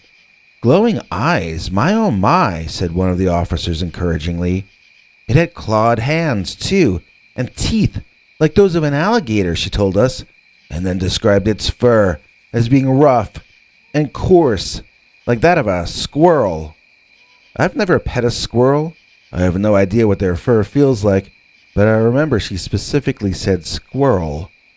One of the police asked my wife what color pants the wolfman had on, and she told him he wasn't wearing any clothes at all. "Tisk, tisk," responded the officer. "That was quite indecent of him, wasn't it?" The police thanked Martha the way Mr. Rogers would thank a 3-year-old, and they headed back toward their patrol car. I ran after them, apologizing. I told them I didn't know she was going to say that. I told them I also heard the growling. They informed me that they were limited in manpower, and they couldn't afford to make return visits to crank houses. While they were wasting time investigating my wife's so-called werewolf, some other house might have been actually robbed by an actual human being. They as much as told me I was on my own, and then they drove off into the night and out of my life. The night suddenly seemed a whole lot darker than it had a few seconds earlier. I heard a howling off in the distance, and I got my butt back inside. We argued straight through to the sunrise that night. She didn't understand why I was unhappy with what she had said to the police. She couldn't understand how it might embarrass me that she told the cops that our house was being haunted by a monster, and she somehow refused to accept that the police would never come out to our property in an emergency ever again. She didn't understand how she had put us both at risk, and she only seemed to be intent on making things worse. I began to think of her as selfish and unintelligent. She began to think of me as someone who was tyrannical and flew off the handle. To some extent, in our constantly tired and stressed out states, we really were becoming what we were accusing each other of being. Each time the arguing would subside and we would begin to enjoy each other's company again, the annoying growling would return.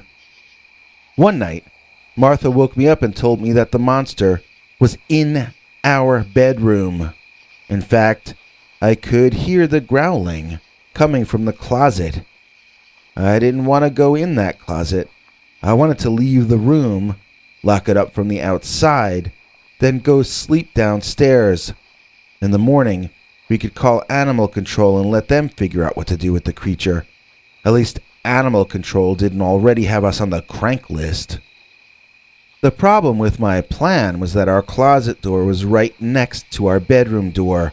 To get out of the room, we would need to walk within inches of that closet that the growling was coming from. I attempted it anyway. I got out of bed, and I took a step or two toward the exit. And as I did, the growling in the closet grew louder, and I saw the door shake a little bit. That was all it took for me to practically make a double back flip back into bed. We both stayed there, trapped, not knowing what we should be doing. It's not like something you can look up on a how-to website. How to get a monster out of your closet. How did it even get in there? We lived in that impossible situation until dawn, when the growling stopped and we got up the nerve to get out of that bedroom. Running downstairs, I tried to call Animal Control, but it was still too early in the morning. Exhausted and not wanting to be in the house, while some growling animal was sleeping in our bedroom closet upstairs. We went out for breakfast at a diner and argued in front of the other customers and the staff. We ruined the morning mood for everyone, but we were worn thin and rattled. We had become walking misery, not only for ourselves, but anyone we got near the energy field of. When we finally got in touch with Animal Control, I was so tired that I was barely making sense over the phone. When they showed up a few hours afterward and found nothing in the closet except Martha's extensive shoe collection, we got put on their crank list too. I suggested to them that the animal may have escaped the closet while we were out. I was informed that not even a mouse had been in that closet. I was also informed I was not to bother them again, or they would report me to the authorities for wasting public resources. I blamed Martha for this latest shaming, and she was sick of being blamed for things by me. We tore into each other like we had never done before, and we had become pretty professional about tearing into each other. We got in each other's face and said horrible things designed to hurt the one who loved us most. And in the middle of the fight, I looked out the window and I saw it. I saw the big, hairy, demonic-looking, dog-headed caveman with tall dog ears on top of his glowing reddish eyes. I saw him standing there, grinning, as he fed on our misery. He sowed division, and he reaped pain, which fed him, fattened him.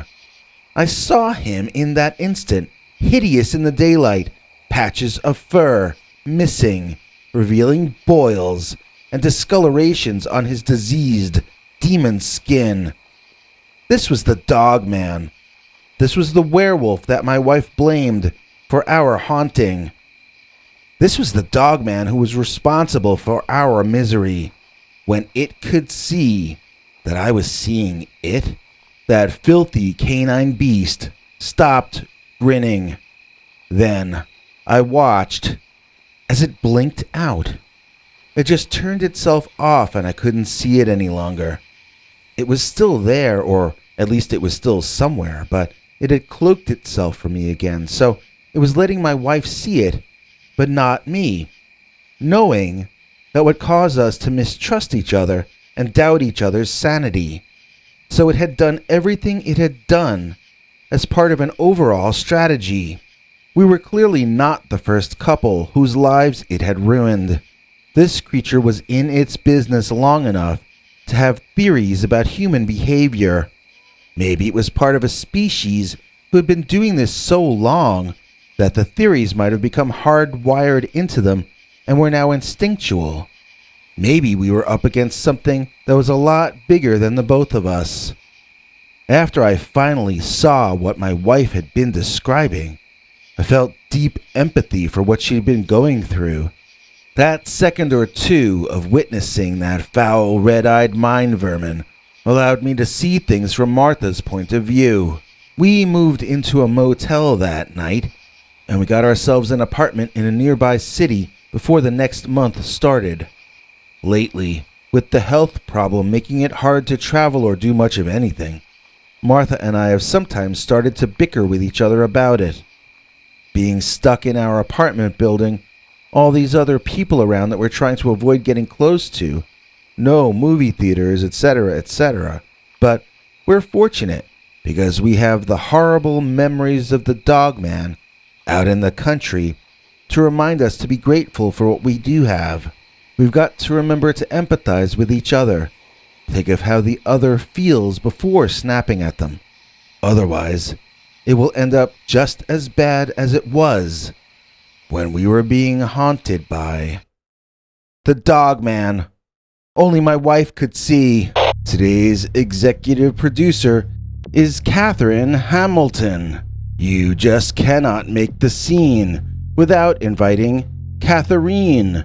We can't put cryptid mammals on the air without Ms. Hamilton.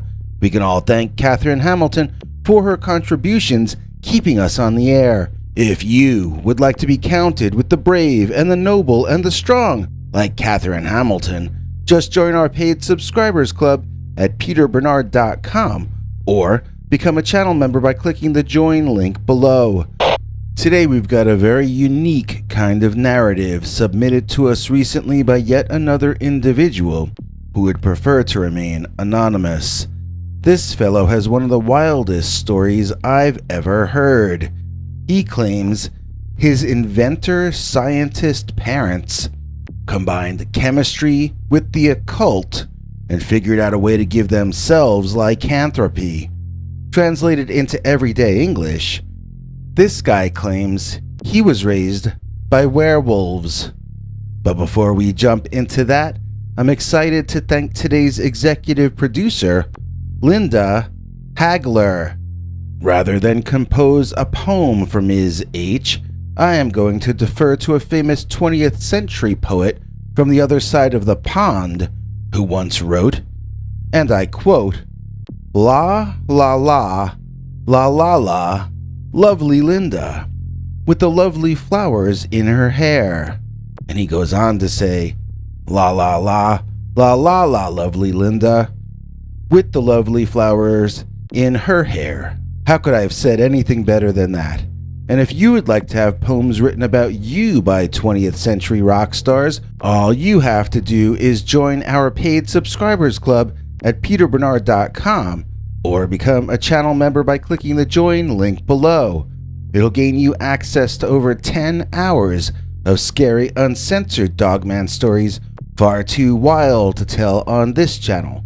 And it may not get a 20th century rock star to actually write a poem about you. And now for today's especially strange Dogman story. One written allegedly from the inside. One written by a guy who claims he was raised by werewolves. Dear Scary Stories NYC. Roger Miller used to have an old country song with the lyric, "My pappy was a pistol, I'm a son of a gun." Well, my mother was a dogman, so I'm a son of a bitch. If you think I'm joking or exaggerating, then listen to this story I'm about to tell, and I think by the end, you'll understand that I'm not in any way fooling around when I say I was raised by werewolves. When I was really young, I moved from country to country with my parents, not understanding much of anything that ever went on. I had no friends my own age, and I was entirely raised just by the two of them. They did their own version of homeschooling, which was quite unique, when authorities would begin questioning either their business or the way they were raising me. I would find myself being smuggled out of that place and into some new one. Sometimes we would stay in international waters for months at a time, and I learned to be a fairly good sailor at a young age. I also learned things you won't want me to talk about on your YouTube channel. Let's say my parents, their crew, and I once warded off an invasion of our ship by pirates. You have to learn how to do desperate things to live the life that my parents led. They've both been gone over 7 years now. I shouldn't still be scared to talk about them, but I am. I think they mostly kept me out of the way of their trouble, but I can never really know for sure when I might have aided or abetted something that someone might still be sore about. If you live outside of society, you don't only have to worry about the law. You have to worry about the criminals, too. They have their own kind of law. So, my parents would invent things that others would pay premium prices for. Everything they invented was legal when it was invented, but would usually be criminalized surprisingly quickly by most countries it was sold in. So, then they would invent some other new legal thing to sell until that was criminalized too. I only began to understand this as I talked them into letting me leave for college. They wanted to know what I could learn in college that they couldn't teach me. And I told them how to be normal. They then asked me to name one useful thing that college could teach me that they couldn't. They only understood their way of looking at things. They would tell me jobs are for idiots and laws are for slaves and all sorts of things that made it harder and harder for me to see myself ever making friends or becoming independent or having a girlfriend. I needed a social life. I told them they had each other, but I had nobody, and that got through to them. They relented. I went to the most normal college in the most boring college town that would take me in with my equivalency diploma. My parents were geniuses, and they were quite rich from their life outside of society. I lived comfortably in college on their dime, and I had a ball. I went from not knowing anybody to dating 3 girls at once. I also did well in my classes. I was so happy to be doing anything that I enjoyed everything. I didn't learn how to fend for myself financially during this period, though. I learned how to do well in classes and with the ladies, but I still had not held down a job. As I finished my undergraduate classes and had no desire to pursue any postgraduate work, I decided to enter the workforce. Well, I was not a hit. I was asked not to come back to the first temp agency I went to. Something about something I said to some boss. I didn't yet understand the Big Daddy Boss theater of the imbecilic that most jobs take place in. I found myself failing as an adult, and I did what every courageous independent man in history has ever done. I ran home to my mommy and daddy. By this point in our story, it was the swingin' 70s. Mom and Dad had given up their chemical trade and were living under assumed identities in California near San Francisco. They were friends with people like Anton LaVey, and they also hobnobbed with celebrities. The famous people would call my parents names I had never heard before. I remember that when I arrived at their mansion, I was greeted by servants in psychedelic versions of old Victorian servants' uniforms and led into the shag-carpeted sunken living room. During this period, my parents weren't just into worshiping the devil, but they combined that with science, experimenting to find the truth behind legends like vampires and werewolves. They told me they were werewolves, and I laughed. They didn't. My parents, who were trained scientists, but dilettantes at magic and the occult, attempted to consume certain chemicals of their own devise in conjunction with allegedly ancient rituals to transform themselves into other things. Chemical shamanism, they called it. They weren't the only ones using terminology like that in the 70s and 80s, but I believe they were the only people to use it to describe afflicting themselves with lycanthropy. And that's really what I think they had done. I watched parts of some of their werewolf parties from my window. It was pretty horrific, but nobody actually got hurt or died. I was told that while in the wolf-human hybrid form, they were called upon to act on their instincts, but they didn't become blinded with rage as shown in Hollywood movies. I was informed that they were still themselves wild werewolves and that they had total control over the situation. Yeah, I don't know, because that's the same kind of thing that abusers of that certain white powder will tell you too. They're completely in charge of the situation and can stop it anytime they want to. So, I wanted to get some money from my parents and get out of there before something terrible happened and it looked like I was involved. I thought up a number in my head and I asked them for it. I knew the amount wasn't going to be the problem in getting it from them. The reason I needed it was going to be the issue. My parents were kind of the flip side opposite version of most parents. When they asked me why I needed this amount of money, I told them the truth. I thought it would be enough for me to pay the rent on a new apartment for a full year. In that year, I would have time to teach myself how to get and hold down a job and how to pay my bills for myself. A year seemed like a long time to me when I was that age, and it would give me a chance to fail at a few different things if I didn't find the right job for myself right off the bat. The idea seemed reasonable to me, and I knew my parents wouldn't miss the amount I was requesting. They both looked at me with disappointment, just as I had sort of expected them to. You want money so you can pay rent and get a job? My father asked me, incredulous. Why would you want a job when you can run with the wolves as we do? They told me I was free to stay with them in the mansion as long as they remained stateside, but they couldn't guarantee how much longer that was going to be.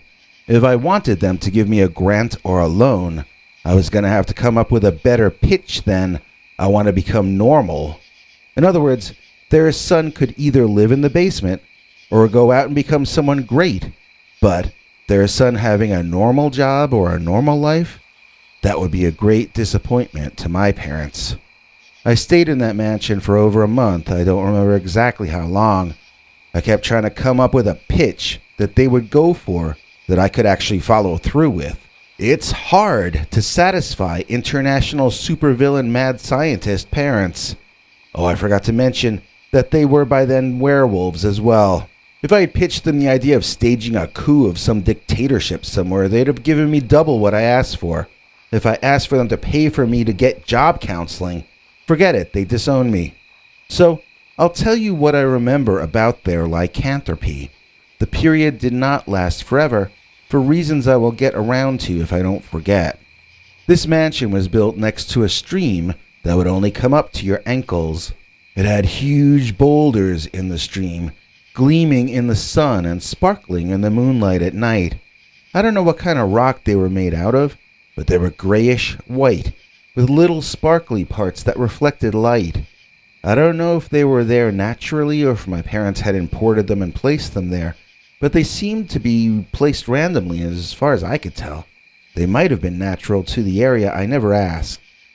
When they would do the werewolf ritual, it would be in that stream, among those boulders. I don't know if that was for symbolic or other reasons.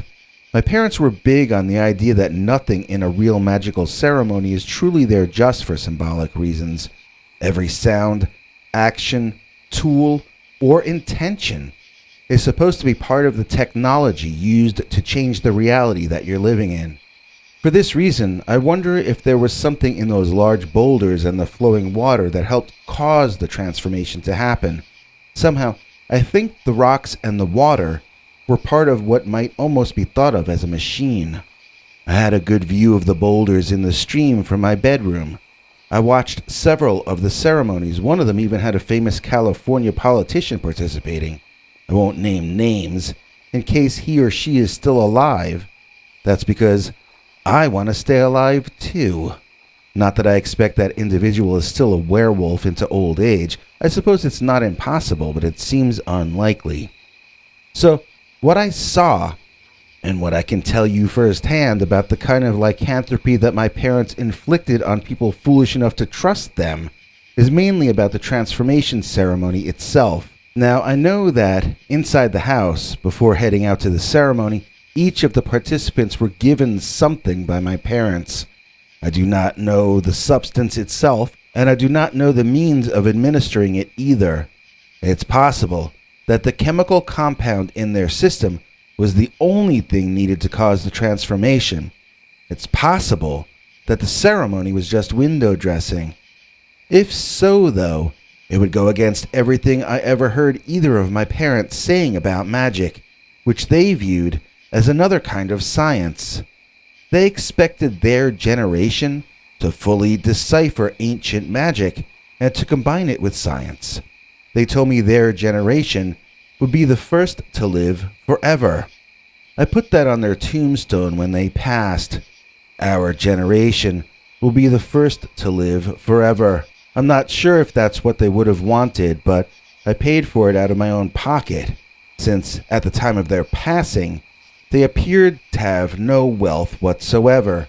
As their next of kin, I was responsible for paying for the funeral and the modest headstone.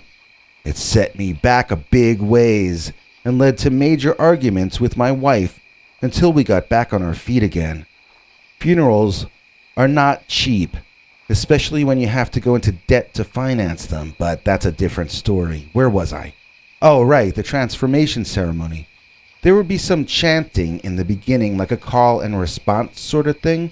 I could hear them chanting from my room, but not clearly enough to know what they were saying. I don't think I cared either at the time.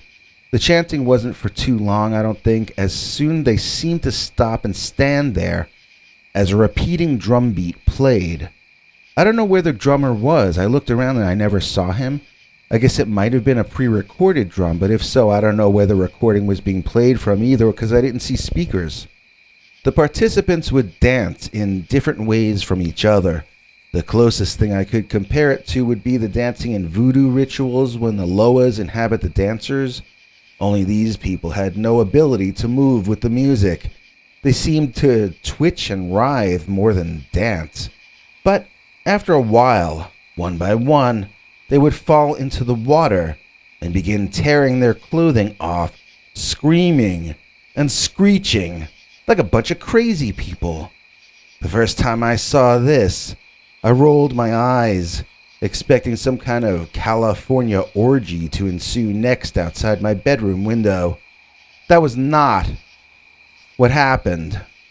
Each of the crazy screaming people writhing in the water between the boulders began to change.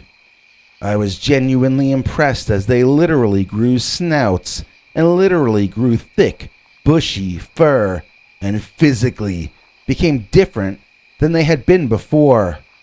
They became these intelligent-looking wolves, and then they ran off into the woods beyond the property, and night took over from day.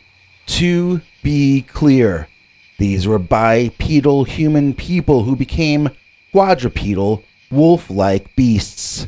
They walked on all fours when transformed, in other words.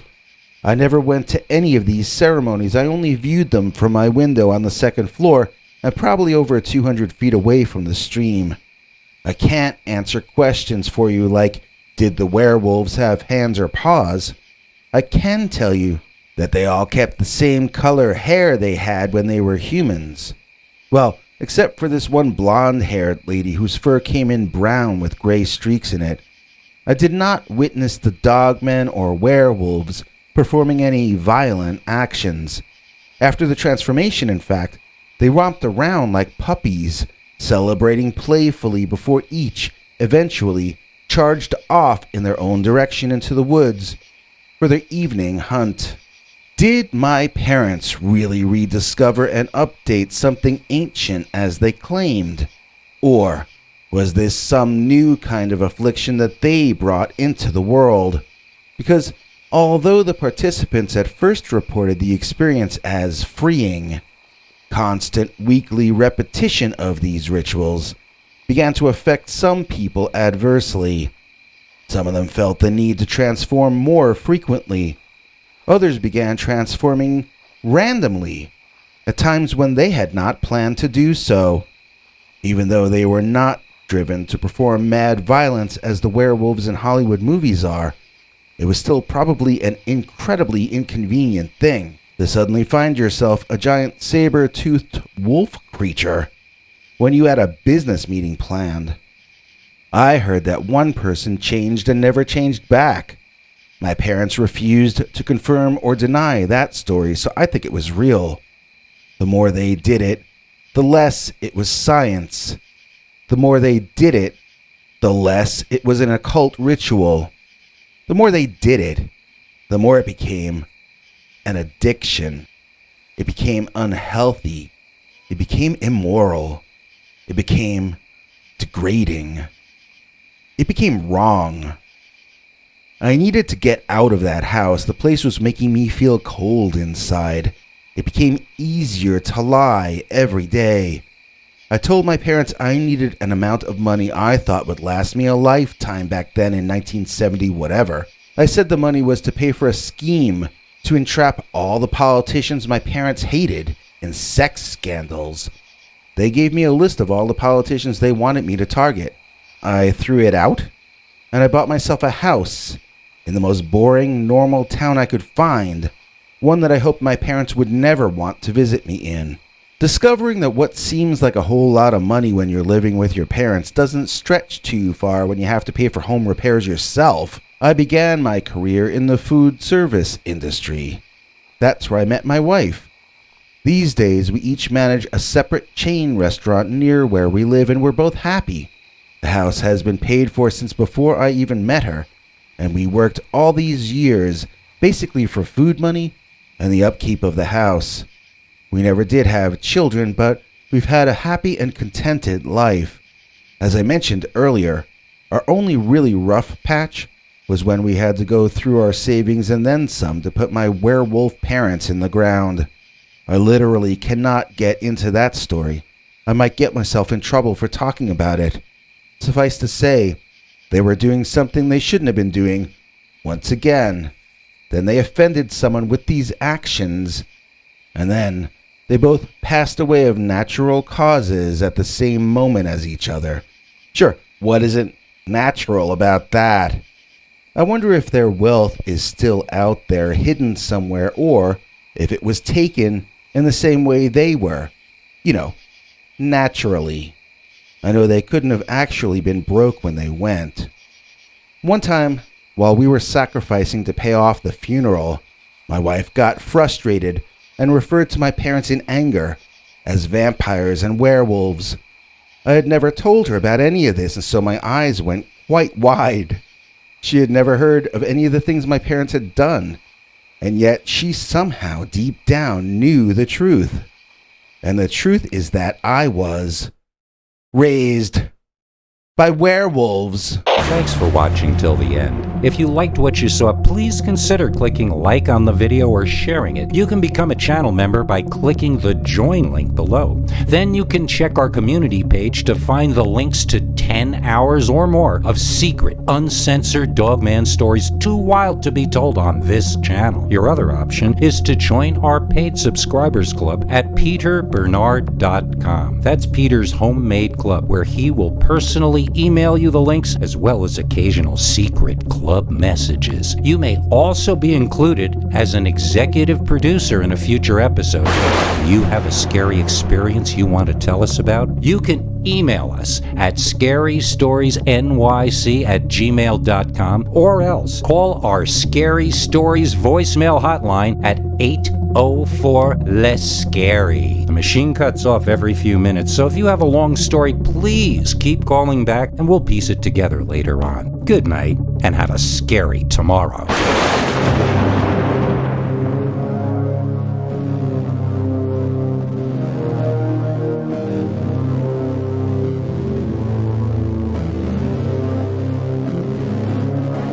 Come back for more scary stories.